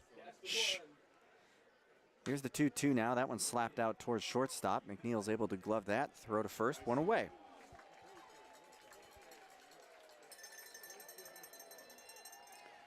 Rogan Bode's going to come up now to bat for the West Coast Kings.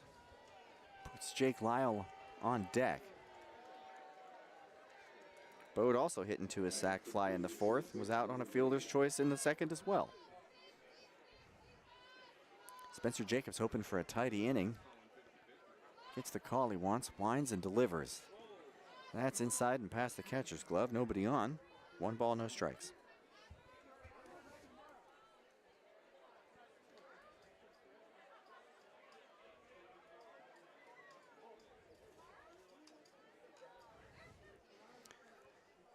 Here's the 1-0 now. That's a strike.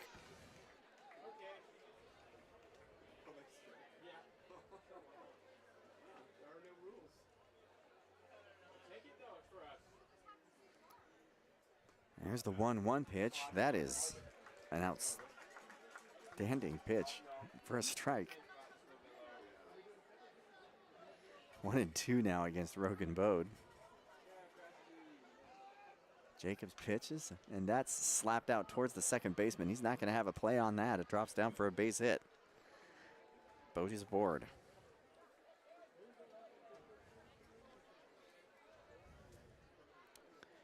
So 1 out, 1 on. Here comes the catcher, Jake Lyle. He hit a single back in the 4th and was out 5-3 in the 2nd. Would love to see a double play right here. Crabs defense has been doing a pretty good job. They could bail out their pitcher if they could come up big here. Lyle steps into the box. Jacobs gets the look he wants, fires, and wow, Nico Lombardi really had to corral that one to keep the runner in place. Great job there by the Crabs catcher. Media booth enjoying some Cypress Hill cheese. I think it's the Humboldt Frog cheese in the booth. It's delicious. Good stuff. It's like the only thing that pulls Benjamin away. A little bit of cheese. 1 ball, no strikes, 1 on. Here's the pitch. That one's way past the glove. Friend Tracy Mack up in Medford. There you go. Thank you, Tracy. I would say wild pitch. Wild pitch. So that's a wild pitch. Rogan Bodie advances to second now. So much for the double play ball. Instead, there's a runner in scoring position for the West Coast Crabs, who are already leading 5-0.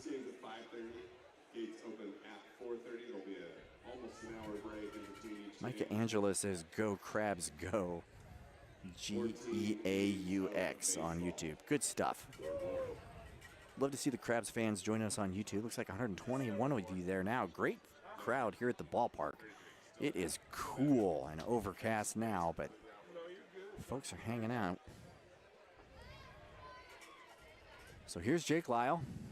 2-0, swings at that one. Big swing and a strike. Oh, he's giving me a hard time because I said 14 innings of baseball, 4 more. 1 out, runner at second.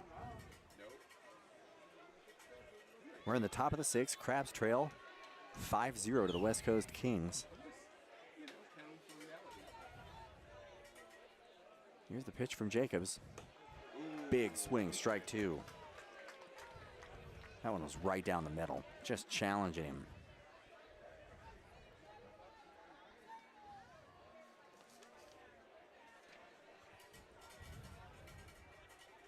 Jacobs doesn't like the calls he's getting from Nico Lombardi. Finally, they get on the same page. He sets with a lookout at second. Now here's the pitch. That one's way outside, check swing. They're hoping to get one there, and they're gonna get it. Ring him up, happy trails. He's not happy about it, but it doesn't matter. 2 out for the Crabs.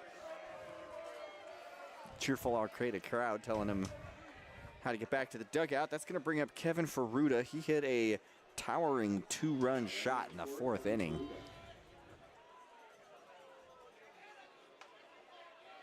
Gonna have to deal him carefully here. Is Jacobs. Runner on second, 2 out. Here's the pitch. That's a great strike. Fastball right down the middle. Jacobs in front of Ferruta now, 1-1. Ferruta. Crabs have had runners on almost every inning. Really only 1 inning has it mattered. That one's fouled away. 0-2. 5 runs in the 4th. Otherwise quiet baseball.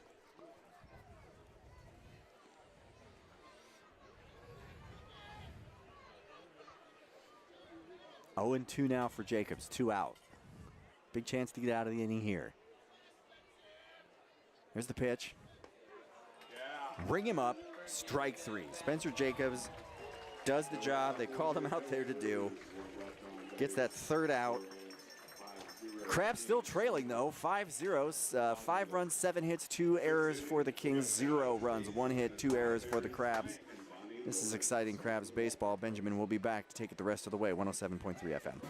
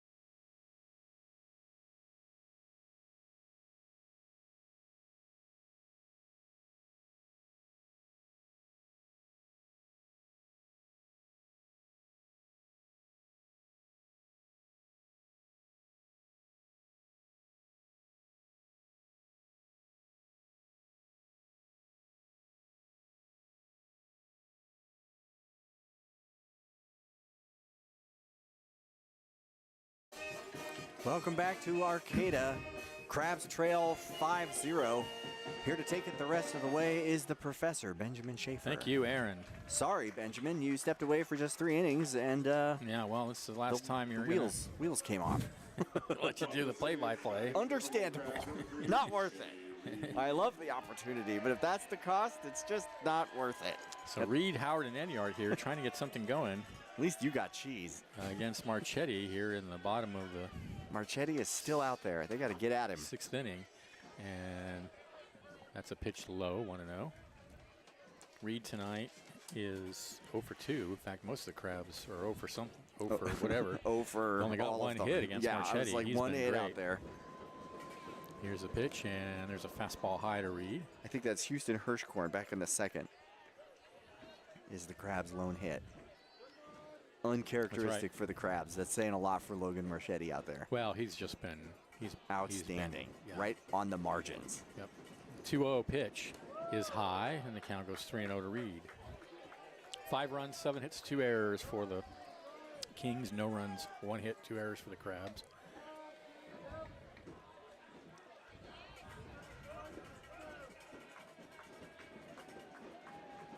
And the next pitch, he walks him. So, glimmer of hope here as Reed draws the leadoff walk. And here's Tyler Howard. And it may be that Marchetti is just getting a little bit tired because those pitches were not as sharp as he's been. And here comes the manager out to have a word. So he's not making the change, but he's probably going out to tell him that if he doesn't get out of the inning without some runs, he may not make it through the inning. Could be wrong. It looks like number 37 out there warming up for the West Coast Kings. If that's true, that'll be Halverson.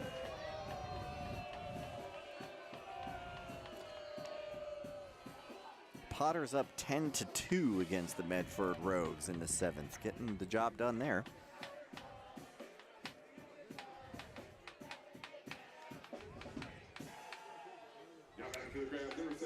Okay, Tyler Howard 0 for 1 comes to the bat. Benjamin, your Athletics are trailing the Blue Jays 7-0 right now. It's too bad. I may have to switch back. I was going to say the Giants are winning.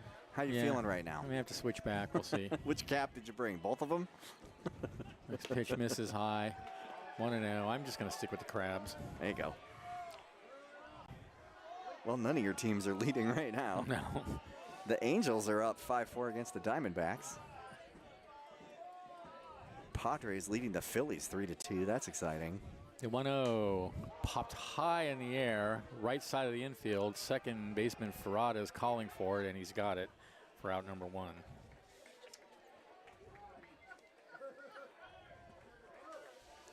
Reed holds it first, and here's Enyart. He's 0 for 2. 2 flyouts, 1 to right and 1 to center. Number 16, Adam Enyart.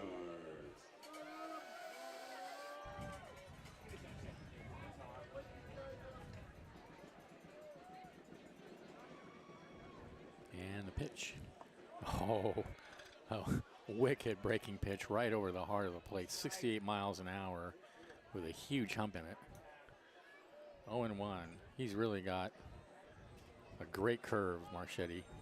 And there it is again. And oh boy, he really, that just dropped right off the table. And you're way out in front of it. Finn just got RBI. Just 0-2. stuff. Just a bunch of stuff out of Marchetti. He's gotten all kinds of action pitches. The Crabs curve is just, you don't see a lot of guys throw a curve nowadays. Most of the time it's a change or a slider. But he's got that curve, and it's nasty. And that is called strike 3. Enyart gone on 3 pitches. Wow. Oof. I think he's the best opposing pitcher we've seen this season. I was going to say he's been the most efficient, that's for sure. I think he's the best This is the most dominating opposing pitcher we've seen by far. And here's Hirschkorn. He's 1 for 2. Now batting number 22, Houston Hirschhorn.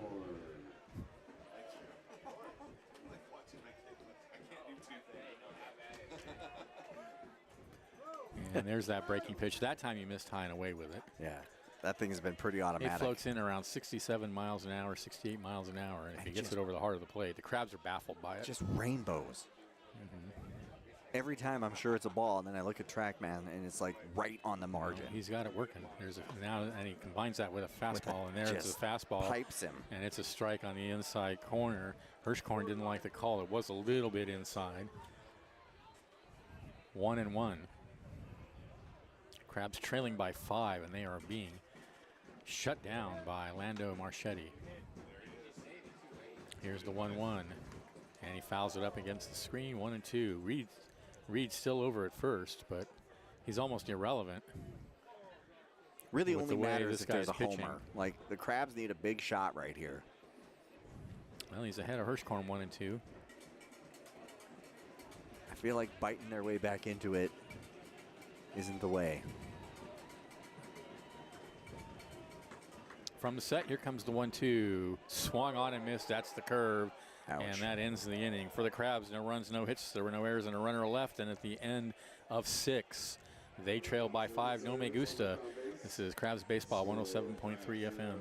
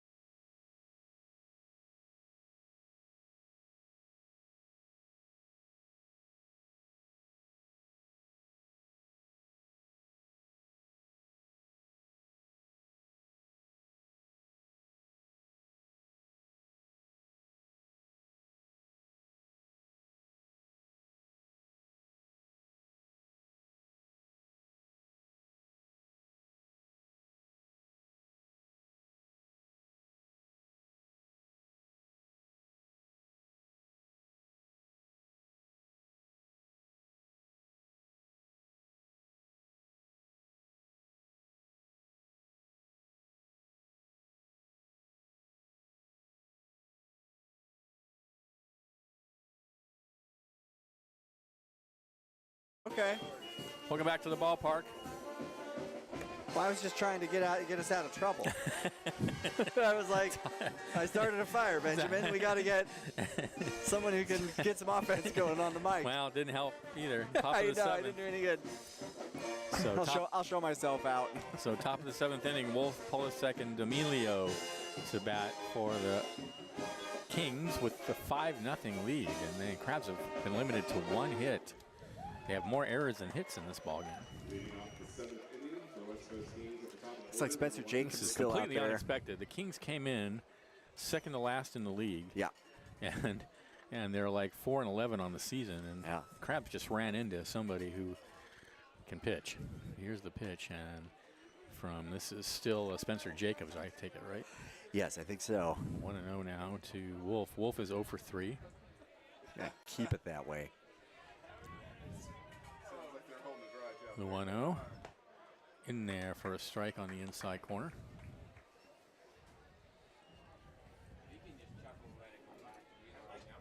I like Eric Frazier's heckles though, because like he saves it. 1-1. Breaking pitch, strike on the inside corner, 1-2.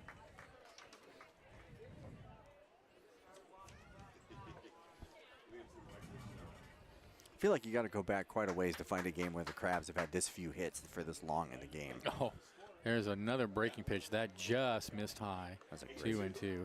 Great. Yeah, well, I pitch. mean, this, like I said, this is the best, by far the best pitcher the Crabs have seen this season.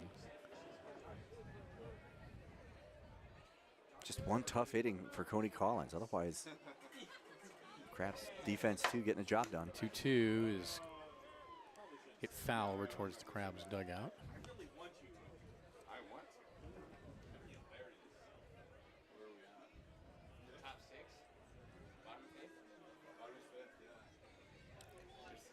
Count remains 2-2.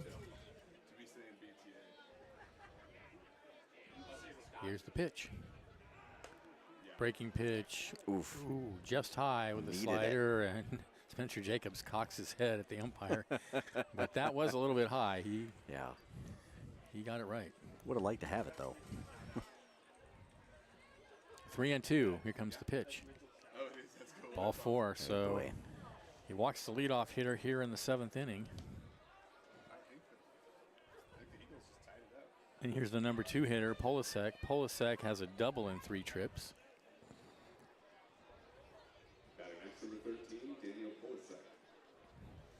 Well, the one thing the Crabs can't afford is for things to get worse.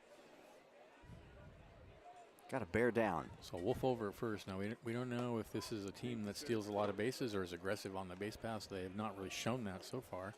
There's a strike on the inside corner to Polasek. You'd imagine they'd be staying aggressive here. He would. Runner takes his lead, the 0-1. It is a strike on the outside corner, knee high. 21 steals in 25 games for the West Coast Kings, according to Point Streak, for whatever that's worth. They're not a super aggressive team on the bases. The 0-2 in the dirt. I thought it was 2-1. I guess it's 1-2. Okay, That's better. that is better.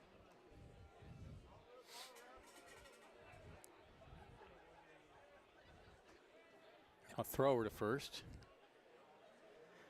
You were talking during the Rhodes game about how much nicer it is to fill in little diamonds when it's your team. Yeah, those it's runs. a drag when it's the other team. I feel the same about the double play ball. Sometimes it's my favorite play, and sometimes I hate that thing. The 1-2. Would love to see one right Popped now. in the air, shallow left field. McNeil racing out, and he will make the catch on the grass. Nice play, 1 away. A little bit of traffic there between McNeil and Morris, but clear communication gets the job done, and the shortstop gloves the ball. So here's D'Amelio. He has a triple in 2 official at-bats.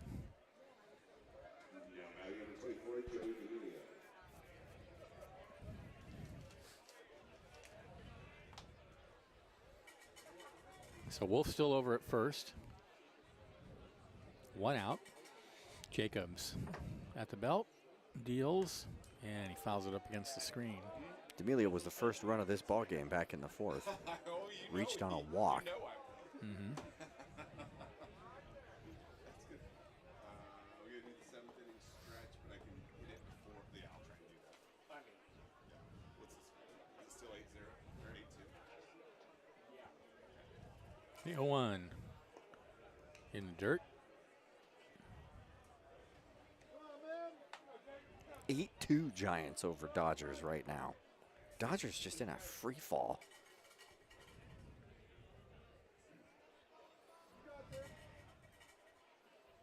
The 1-1 pitch is high. Throw behind the runner at first, and they almost got Wolf over there.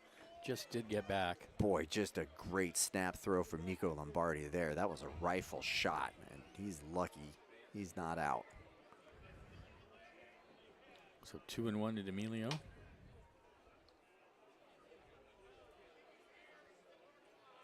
And Jacobs comes home. Fastball high and inside. 3-1.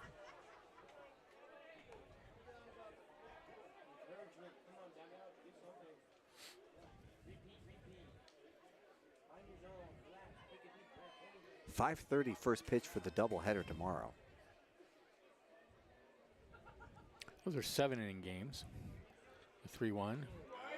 And they're at the knees for a called strike. 3-2. There'll be about an hour break between the games.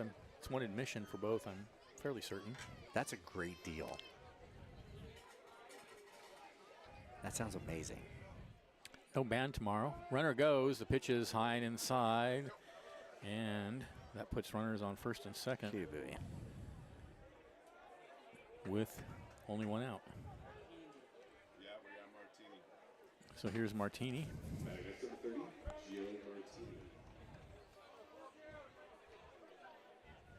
Double play ball can get the Crabs out of this, but a hit just makes things worse. Don't like the stakes. Martini is 0 for 2.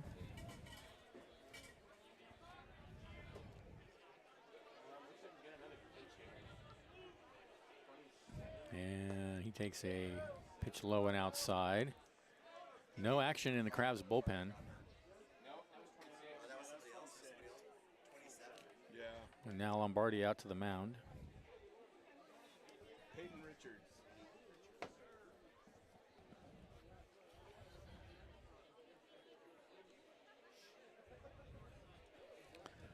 And manager manager out, the umpire out to end the conversation. Looks like another pinch hitter on deck now for the West Coast Kings. They put Andrew Wilford in when Will Farmer got injured. That was back in the 5th.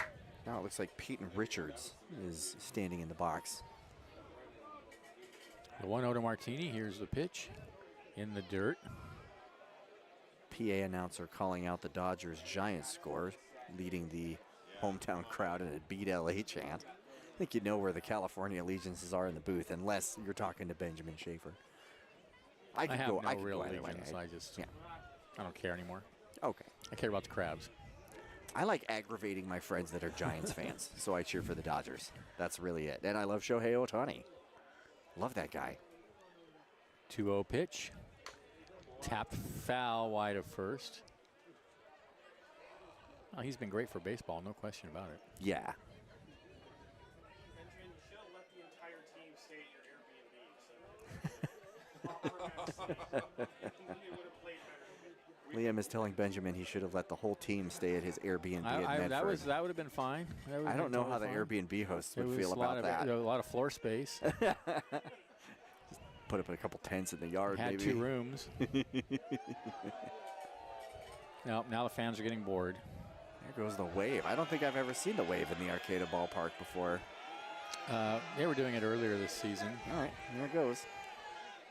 Benjamin's thrilled.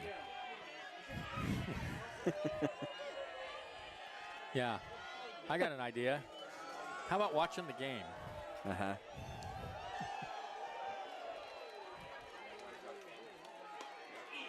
Three-1 is a strike Good on the strike. outside corner, and the count goes full. You know, the wave went out in the 80s or whatever. I Did mean, it? that, you know, it Did it? was, you know. How do you know? It's done. It's over. Prove it. 3-2 the count. It's had its day. Says who? Here's the pitch. Grounded out to second base. Over to first. And the out is recorded as second out of the inning on the play. The runners advance.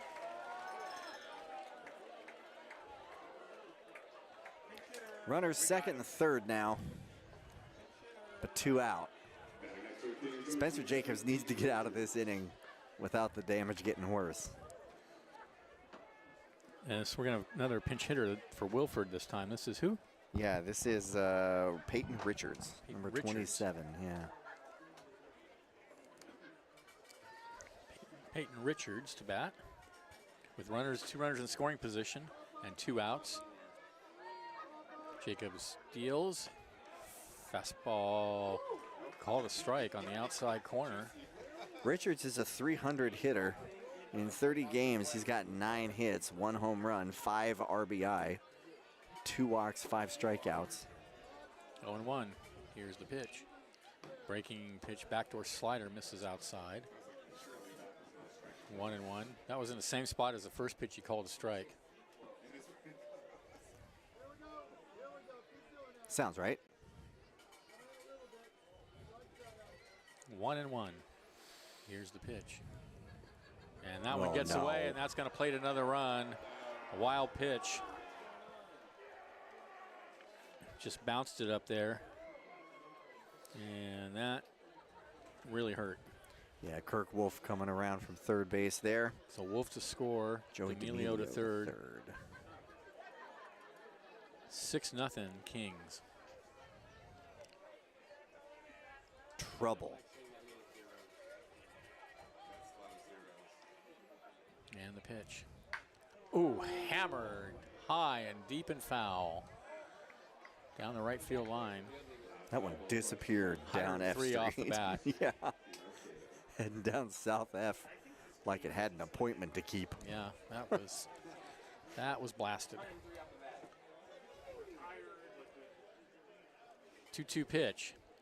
Oh, and he waves at strike 3. A great pitch from Jacobs there, but the wild pitch brings in the run, and at the end of 6.5, the Kings lead at 6-0. This is exciting Crabs baseball, 107.3 FM.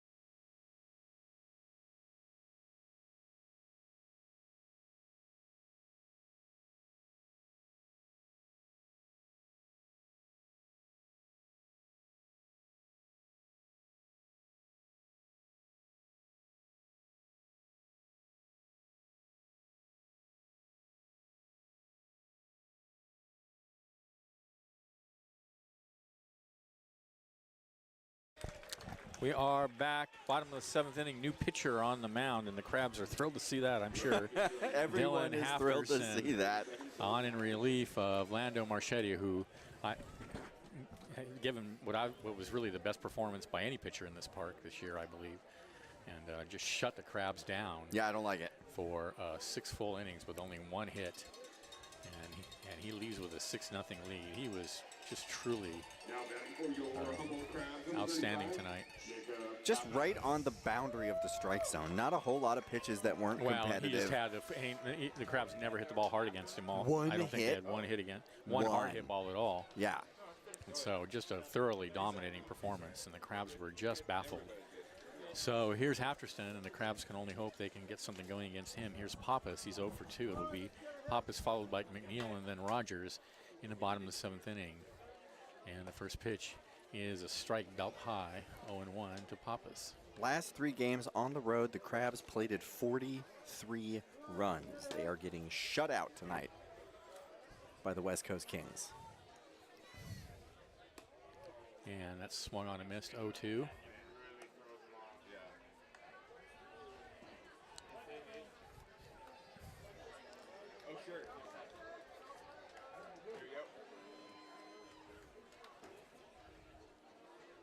Halverson sets and comes home 0-2 and just got a piece of it and fouls it out of play. 0-1. Halverson is pretty tall. He looks like he's probably about 6'6".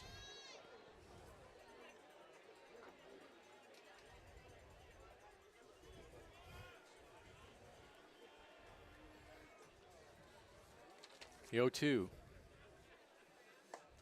Oh. Called strike 3, a fastball, 90 miles an hour, right down the middle. Pappas was a spectator on that one. 1 away.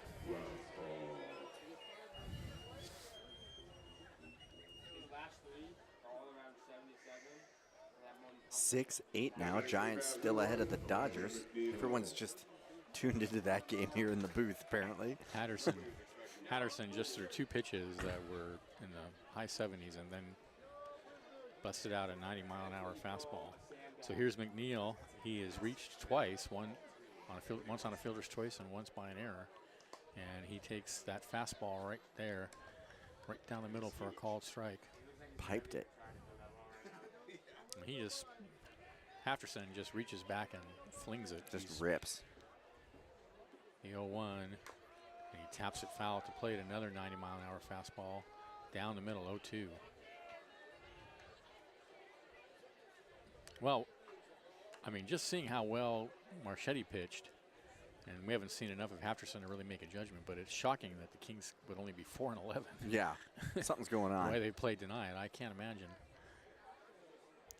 The 0-2, and that's just slapped at and fouled out of play. I mean, how is this team 4-11? Halverson has pitched 10 innings. He's given up 13 hits. 9 earned runs, 4 walks, 10 strikeouts. Would love to see the Crabs Those get are not at great him. numbers. Here's They're the 0-2, not. way outside with a fastball. 8.10 ERA. Oh, he's got so much more in it. That one was 91. 1 and 2.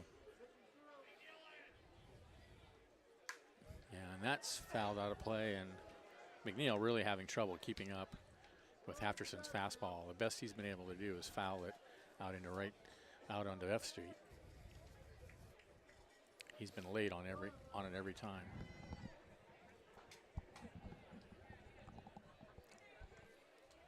So 1 and 2 to McNeil.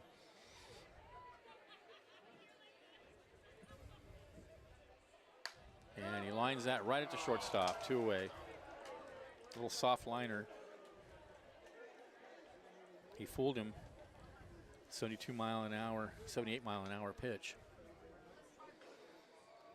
Just nothing working for the Crabs. 2 away. There's a debate about why Giants fans hate the wave going on Rogers. YouTube right now.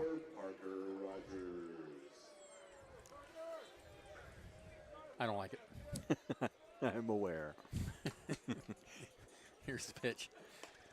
Fastball low and outside. You don't like nighttime baseball either, though. No. Or the DH. or the DH, Or 3 divisions. or the ghost runner on second. One or the ghost runner.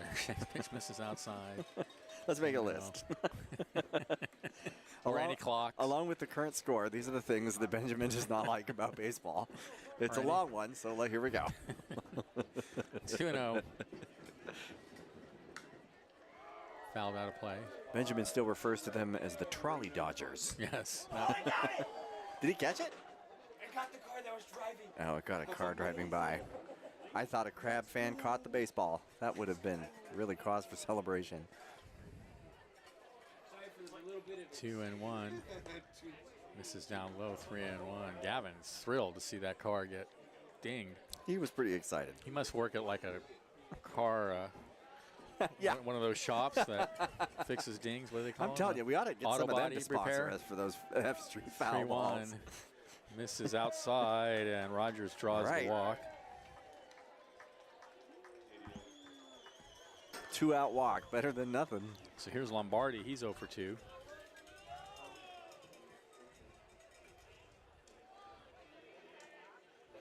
Six nothing in favor of the Kings. Batting next to the Crabs, number 28, Nico Lombardi. I said before the game started this probably would not be a competitive series. I didn't mean it that way. I didn't mean it the way it's played out. I believe the word is irony. Yes. Here's the pitch. Ground ball out to short. He scoops to second for the force, and that ends the inning. For the Crabs, no runs, no hits, no errors, a runner left. At the end of 7, they trail 6-0. This is increasingly desperate. Crabs baseball, 107.3 FM.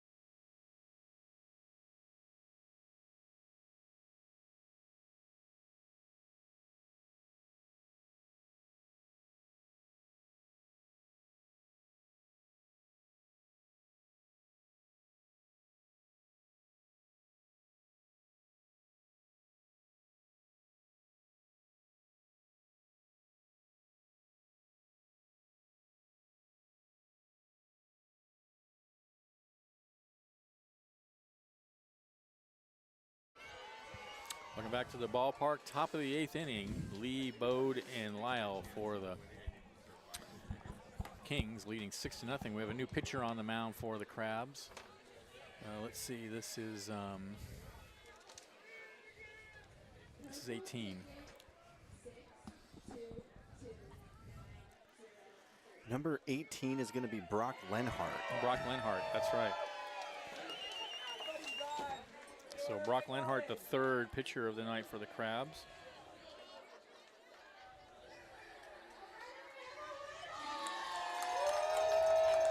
That dude's stoked. All right. Lenhart has pitched in 6 games, 11 innings, given up 6 hits, 2 runs, both of which are earned, 4 walks, 15 strikeouts. Well, Lenhart's been really good. He hasn't pitched very often, but when he has pitched, he's been good. ERA of 1.58. Yeah. So good to see him out there getting some work. Streaker back for good luck, they say on YouTube.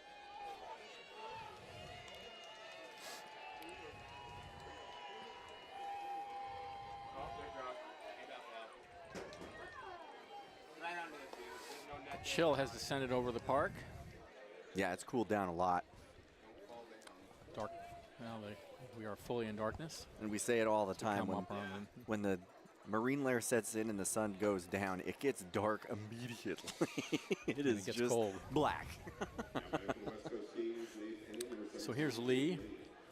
He has reached by fielder's choice, has a sacrifice fly, and is grounded out to short so far tonight.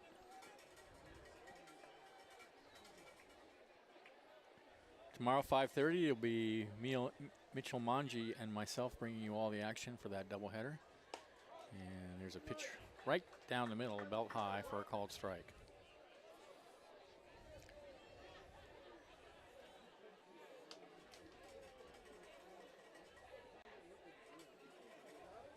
The 0-1. Oh, a nasty breaking pitch from Lenhart. That was a great pitch. He had Lee way out in front of that, and that just dropped right off the table and ended up knee high. 0-2.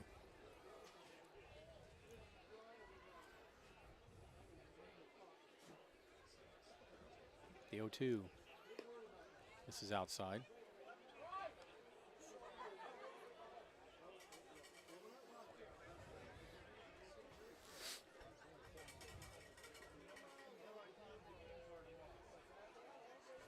One, two.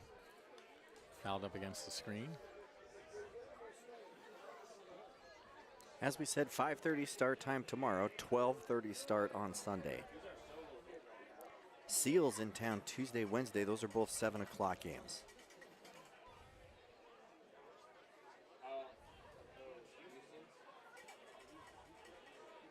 Wow, 3 weeks left of league play. 1-2 now. Lombardi heads out to the mound to I see a lot of jerseys. have a conversation with Lenhart. It's mathematician night in the ballpark, so we're going to do the attendance like this. The Seals come into town the 15th and the 16th. The Berkovich Honors the 22nd, the 23rd. The week after that is the Pacific Empire League Championship Series. Baseball fans in the ballpark, good job. 863 folks in the park tonight. 126 watching on YouTube. This is Crabs Nation. We're thinking about baseball, and then 1 second it's math. Wait, what? 1-2 the count.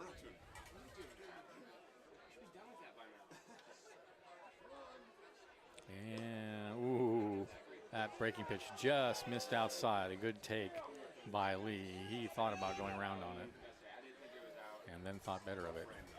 1-2. It's a 2-2. 2-2. Excuse me. I don't get to correct you very often. I'm just going to jump on it when I see the chance. 2-2 pitch. Sways Get it. at the breaker. One away. Great pitch.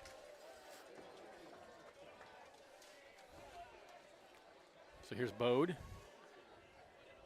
He's 1 for 2 with a sacrifice fly. Next number 6, Rogan Bodie. Kings got 5 of their runs in the 4th inning Oh, thank you. against Cody Collins The bounty. and drove him from the game. And then they added another one in the 7th, and that's where we stand, 6-0. Here's the pitch. There's a strike on the outside corner, 0-1. Crabs have not hit the ball since the 2nd inning. They've got 1 hit.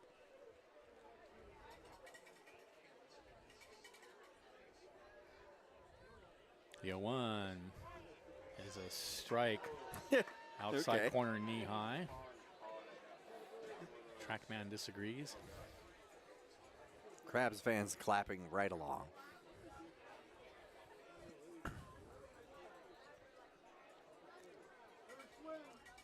The 0-2. Breaking pitch, got him, and he just swatted at that pitch. 2 away. Lenhart strikes out the first 2 batters he sees, and here's Lyle. He's 1 for 3. 6 innings to play with for the Crabs. It's not totally unheard of, but it would be pretty exciting if it happened. 6 outs. 6 outs. Yep, that's what I meant to say. Boy, 6 innings. We could use those. I correct you like once in 20 games, and for you it's like every other call. Good times. Here's the pitch. Outside, 1-0.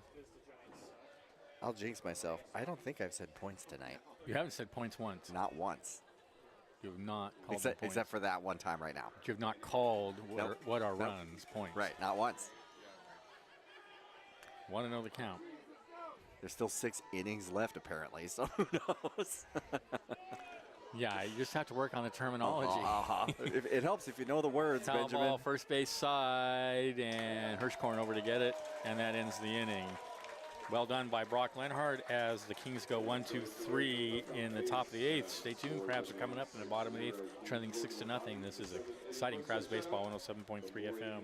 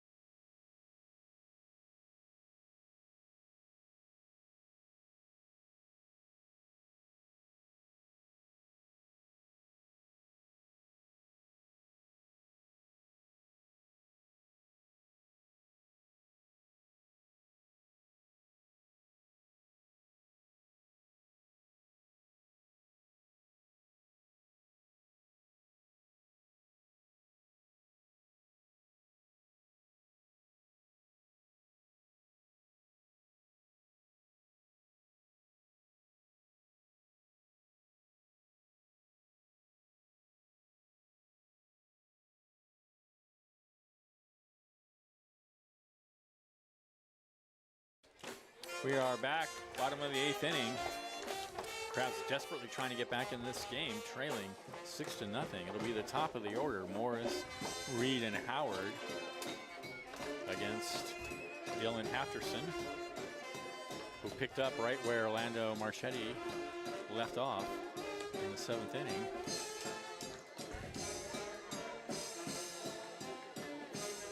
Crabs only have one hit in the whole game, and they have not hit a single ball hard. Even that one hit was just a little dribbler on the infield. The top of the lineup, number 9, Keaton Morris. They have been thoroughly dominated by the Kings pitching tonight. So here's Morris, 0 for 3. If you go back to June 28th, the Crabs beat the Lincoln Potters 2-3. That is the only other game this year that the Crabs have been held to under 5-point runs. See? There, I did it. You almost made it. yourself, though. That's the only time this year that they've been held to under 5 runs. And they won that game. 1-0 the count to Morris. Fastball low, and he slaps that one out of play.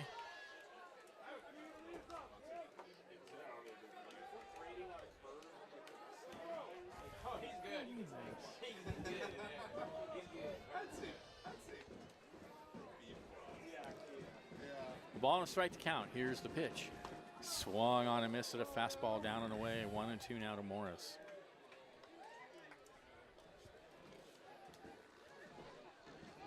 Quiet night for the Crabs third baseman. Would be great to see him start a rally right here. The 1-2. Not going to happen. Strike 3. Swings right through a fastball. 1 away. So Hafterson, that fastball just broke right in against him.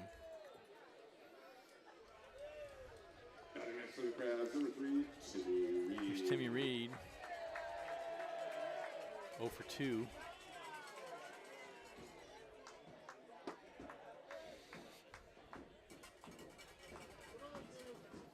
Hafterson rocks and swung on and missed. I got to believe these guys are ringers. I'm sorry. This team is not 4-11 with this pitching. Where the Crabs hitting is just not where it should be. 0-1. They had a late. It's not just that. These guys are, these guys are making the pitches. Look at that. True. That's a fastball right on the black on the outside corner, 0-2. These are pretty good pitches. Yeah, it's not like, both Marchetti and Hafterson have been very sharp. Crabs have had pitches to hit. They just haven't made contact with them. The 0-2, swung on and missed, blew it right by him, 2 away. Yikes. Crabs running out of opportunities. Oh, they're just getting mowed down now. So here's Tyler Howard. He's 0 for 2. What a shocking, stunning turn of events here at the Arcata Ballpark. This is why you play the baseball games. You just never know. You never know. Crabs will still be in second place in the Pacific Empire League, but there's a fastball that misses high. It was, according to TrackMan, it was a strike, but with the Prune Packers coming to town and the Medford Rogues coming to town, They got to get one of those games from the Prune Packers at least. And 1-0 is grounded out to short. Throw to first. Got him. Crabs go 1-2-3 in the 8th. They trail 6-0. This is Crabs Baseball, 107.3 FM.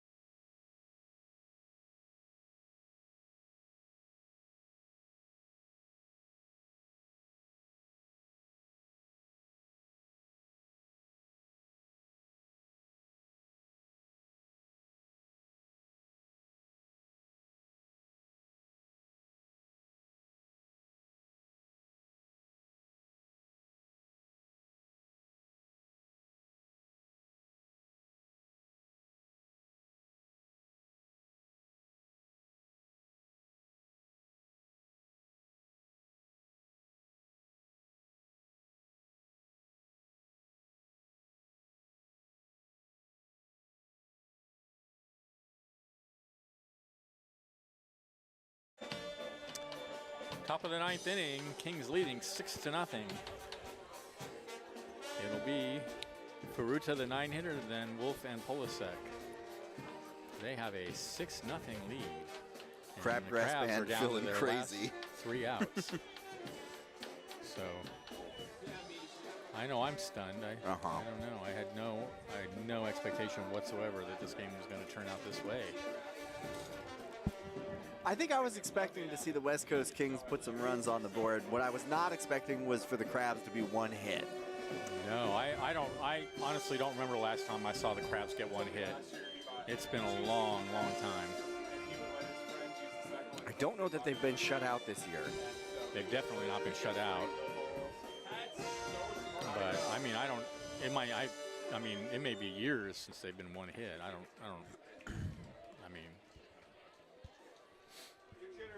so we're gonna have a pinch hitter for Furuta. Number 28. And we'll see who it is. Number 28 is Vanderwall. Vanderwall. We don't have a first name because his name's not on the.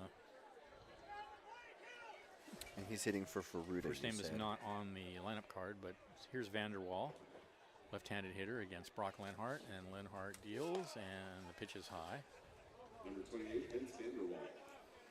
Vince Vanderwall. Okay. Someone's got a card with a first name on it. The 1-0. Nice. Strike on the outside corner. Good pitch.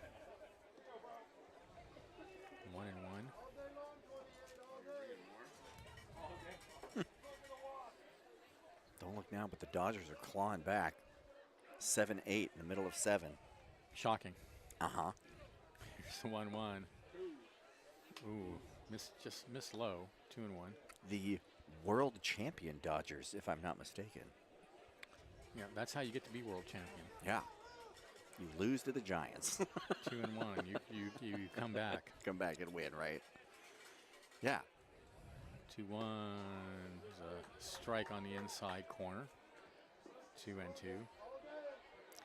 1 week from today, the Healdsburg Prune Packers are in town. A week after that, Medford Rogues. These are all Pacific Empire League baseball games.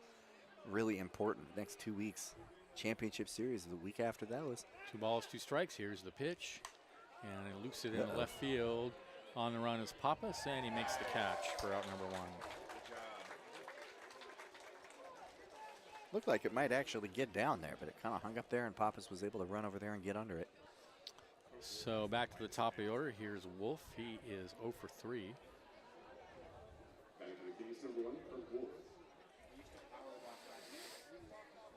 I think that's the secret, actually keeping It is, because, well, obviously, you know, you're on shortstop. Athletics still losing to Toronto, 7-3. And then your leadoff in your 9 hole. That's what my parents always said and my coaches always said. And there's a fastball away. Couldn't clean them.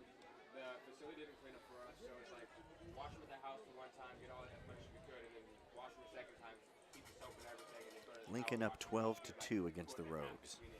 Ouch. The 1-0 is a strike at the knees, 1-1. The Potters were the second place team last year. Right now, the Crabs hold the lead in the series and tied them for the season series. Could be a lot closer at the end of the year this year. 1-1. Here's the pitch. Outside in the dirt. 2-1. That pitch didn't even make it on the radar. Melody on YouTube is saying maybe a little tired. What time did they get home this morning? The answer is 3 a.m. They got home. Yeah, 3 a.m. 2-1. Swung on and missed. 2-2. Liam was saying during the road trip that this week is one of the busiest weeks for Crabs baseball in a long time. They've got a bunch of games lined up, including the doubleheader tomorrow. Well, and they expended a lot of energy pounding Those were like aggressive. They were aggressive games. It takes a lot of energy to score over 40 runs in a 3-game series. It's true. You know, you're doing a lot of running around. And wish you could carry them over. Can we borrow a few from that weekend? 2-2 pitch, and that's fouled out of play. So maybe that's it. I don't know, but I honestly, I mean, I just think you got to hand it to the Kings pitchers. It's just been outstanding from both of them tonight. Yeah. And Crabs pitching has held up okay. There's just one really, really bad inning and having to work across a lot of traffic. 2 balls, 2 strikes to count. Here's the pitch. Outside. 1-2.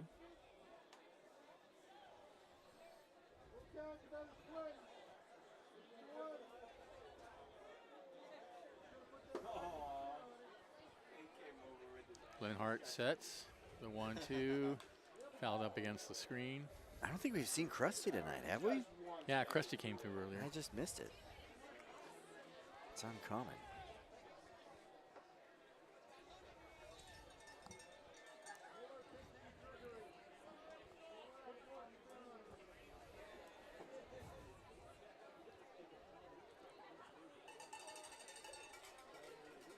Three-two pitch. And he took something off, and he had Wolf out in front of it, and he fouls it over towards the Crabs' dugout. 68 miles an hour, dropping down near the knees. Keep them guessing. 3-2. In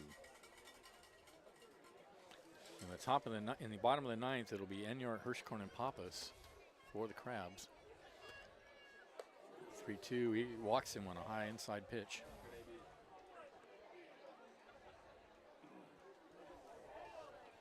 And that brings Polasek to the bat. He is 1 for 4 with a double. Number 3, number 13, Daniel Polasek.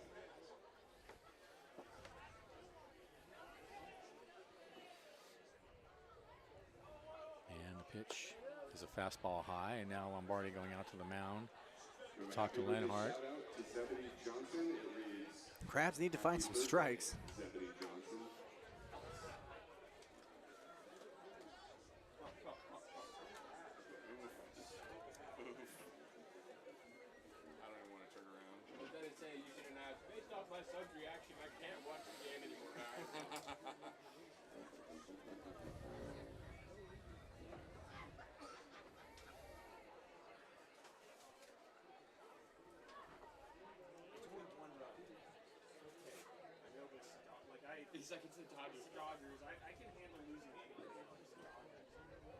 The 1-0 fouled out of play. If both the Crabs and the Giants lose tonight, we're going to have a watch on Liam. Yeah, that's a tough night. Especially with how the Giants have been doing this game. They've been up on the Dodgers. I don't know if Liam can handle both in one night. I mean, that's 1-1 fouled out of play.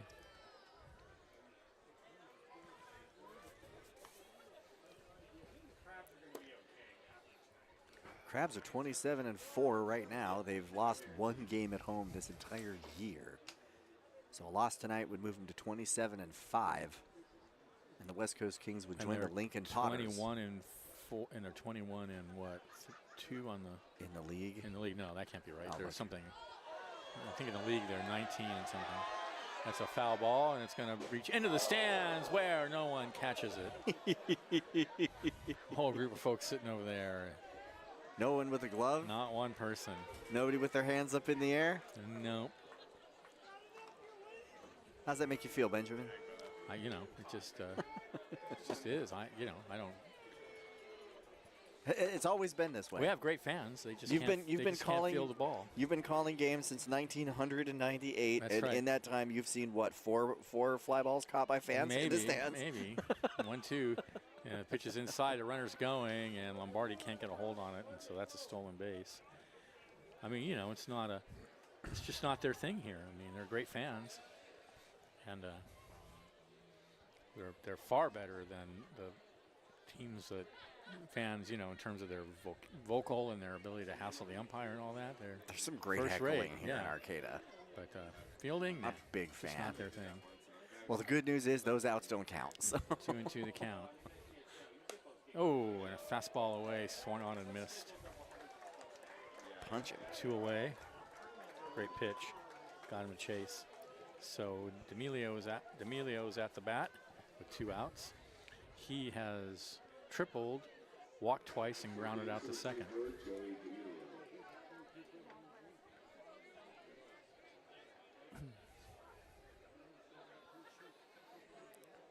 This says the Crabs are 11-4 in the Pacific Empire League, and the Prune Packers are 13-2. Right. Potters are 6-7. Medford 4-5. West Coast Kings and Solano Mudcats both with 3 wins. Kings looking to go to 4 wins tonight. I just don't understand how this team has that record. Want to know the count. Here's the pitch. Swung on and missed. 1 and 1. Between the doubleheader tomorrow and the game on Sunday, the Crabs will have a couple more bites of the apple. Well, we'll see. Yeah, I mean, maybe we just saw their best pitchers tonight, and after that, maybe the Crabs hitters are just not feeling it right now. This is the fun thing about having a couple games in a series. The 1-1 in there for a strike at the knees and a good breaking pitch from Lenhart. 1 and 2 now the count. Wolf out at second. No wind at all. I was thinking about buying the MLB package to let me watch Giants games, but after hearing your experience, I'm glad I didn't. 1-2 misses outside. 2 and 2. Yeah, I paid to watch, and then they blacked out the game. I love that they say you're not entitled to watch this game when you've already paid. The one I paid for, you mean? It's just so. It is the most mind-numbing thing. Like, you cannot avoid NFL games. And Major League Baseball, it's like it's locked away in a box that you're not supposed to watch. I mean, I can't believe that. When I was a kid, you turned on Channel 11 and the Dodgers were on. There it is, because it's your local team. Yeah. It's your home team. 2-2 pitches, line down the left field line into the bullpen. Boy, that one had trouble written all over it. I mean, it's outrageous. It really is. It just seems like the exact opposite of how you're supposed to sell a product. I just feel like so much Major League Baseball, it's always been a business, it's true. Yeah. But just so much of the changes they're making, all that has to do with their desire to make more money. Yeah. And if I thought they were changes that really were better for the game in some important way, that'd be one thing, but I don't think they are. If they could point me to anything that says this improves the fan experience, that would make a huge difference in how I feel about it. Except that people complain it's too long. Right. But the people that complain it's too long are the people who are watching on TV. The people in the ballpark don't complain. The statistics show that the people in the ballpark don't think the game goes that long. It's people watching on TV that don't want it to go so long. All I know is being blacked out from my local team does not make me feel good as a fan. No, that makes me feel a little upset. No, I canceled. Especially when you pay for it. You pay for it, but they make you pay extra anyway. Yeah. 2-2 in the dirt, and that's going to get away. And Wolf's going to go to third on the wild pitch.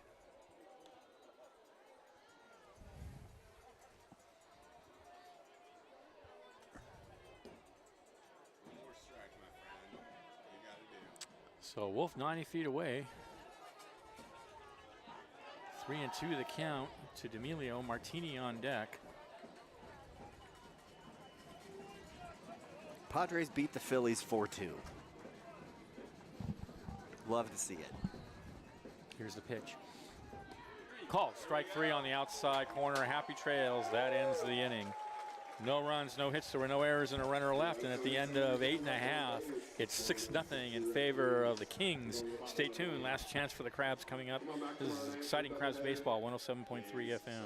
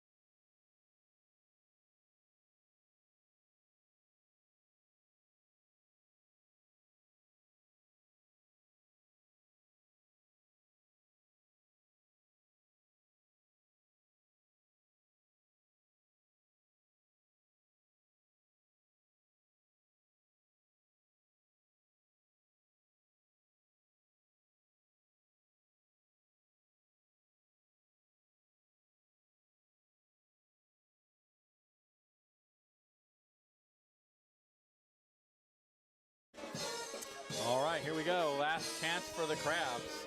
Enyart, Hirschkorn, and Pappas. And they have a mighty big hill to climb, trailing 6-0 in the bottom of the 9th inning.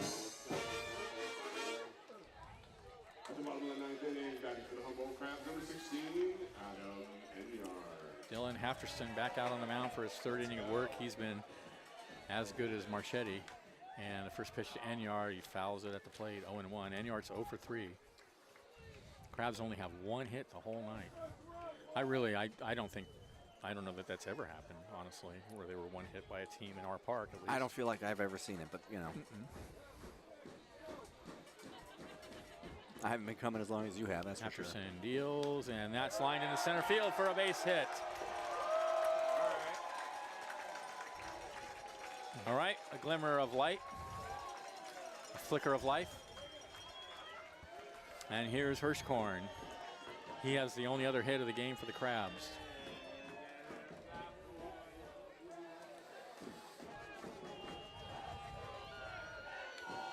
Arcata fan base is still rowdy. They're here. Oh, yeah. They want it. They're here. You wouldn't know it's a 6-run They're deficit supporting their team. with 3 outs to play. So here's Hirschkorn. Hafterson deals. Ooh, a nasty slider right over the heart of the plate, 0-1. That was a really good pitch. Okay, I've located the person who started the wave. You're gonna just saw send him down to. I just saw the person do it again. I've located the person with the wave over there. Try to get them ejected. Call security right now. Get That's down, a fly get ball down, in the right get field. down. That's going to be That's it. trouble. That's going to go up against the fence. Enyart's going to be held at 3rd. That's a stand-up double for Hirschkorn. The Crabs got something going here in the bottom of the 9th. They woke up. That was just a towering double, 89 off the bat, floating way Now the out question to right is, it going to center. be too little, too late? But 2nd and 3rd, nobody out. Here's Pappas. Nobody warming in either bullpen. Pappas has struck out twice and flied to right. Hafterson sets and deals. Little That's looper it. in the right field. No. That's going to be Oh, there we go. backhanded by the first baseman. No play. A run will score. So 3 straight hits for the Crabs. And they've cut the lead to 6-1. Still nobody out. On the play, Enyart scores. Hirschkorn to 3rd. Runners on the corners for McNeil. Well, it took 8.5 innings, but Jacob Pappas gets the first RBI for the Crabs, scratching Adam Enyart across here in the bottom of the 9th. 6-1. Go Crabs, go. And now the manager out to the mound to have a word with Hafterson. As I said, there's nobody working in the bullpen. I'm pretty sure this is Halfterson's game.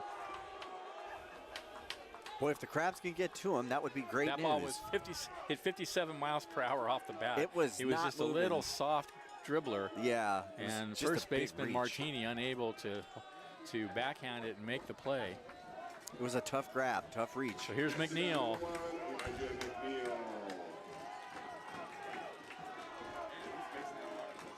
And the pitch. And he hits a ground ball out to short. Could be 2. Over to second for 1. Back to first. Not in time. The run scores, and it's 6-2 now.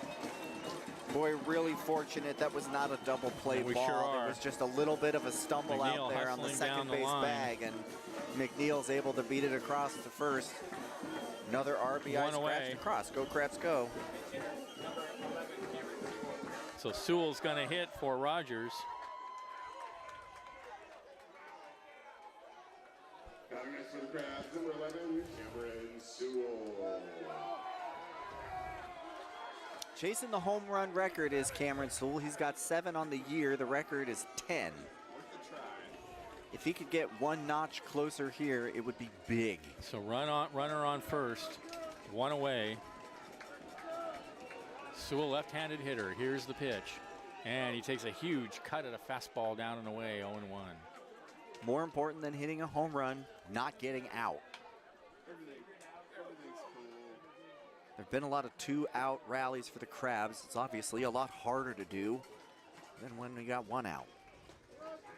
Here's the pitch, and he waves at another pitch. Chasing. Out of the zone. 2 pitches low and away, and Sewell chased them both. Get on base. Get a hit, as the great prophet likes to say. Sage. Sage prophet. The 0-2. Swung on and missed, got him. Tough 3 strikeout. pitches and Sewell's gone. 2 away. Well, that puts a damper on things. It does. And here's Lombardi, Crabs' last out. Batting next to the Crabs, number 28, Nico Lombardi. Let's go, man. Lombardi tonight has struck out, fly to center, and hit into a fielder's choice, and he takes a pitch at the knees for a called strike. No, that was good.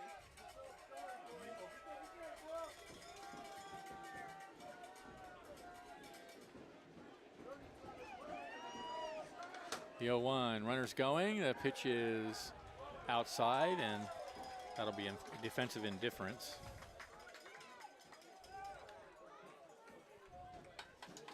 So McNeil out at second now. 1-1 the count to Lombardi. And the pitch. Misses high and inside, 2-1.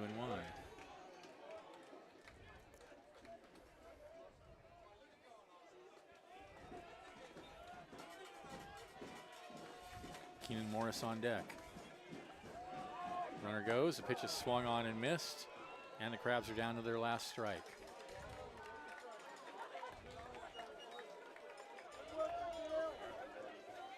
So McNeil over at third now. 2-2 the count to Lombardi. And the pitch. Swung on and missed. Ball game over. Crabs go down. Final score of 6-2. A brilliant pitching performance by Londo Marchetti and Dylan Halfterson following up. And the Kings shock and upset the Crabs here. 6-2, 6 runs, 7 hits, 2 errors for the Kings, 2 runs, 4 hits, 2 errors for the Crabs. The Crabs now are 11-5 in the league and 27-5 overall. That's their second loss at home, and just a tough loss for the Crabs. But you got to hand it for the Kings. The Kings pitching tonight, they were great. You really hope that we're not looking back when the Pacific Empire League rankings go final at this game and thinking this is the one that put us on the outside looking in. It's a consequential loss, but they've got the opportunity to get right. Doubleheader tomorrow starting at 5:30, Crabs fans.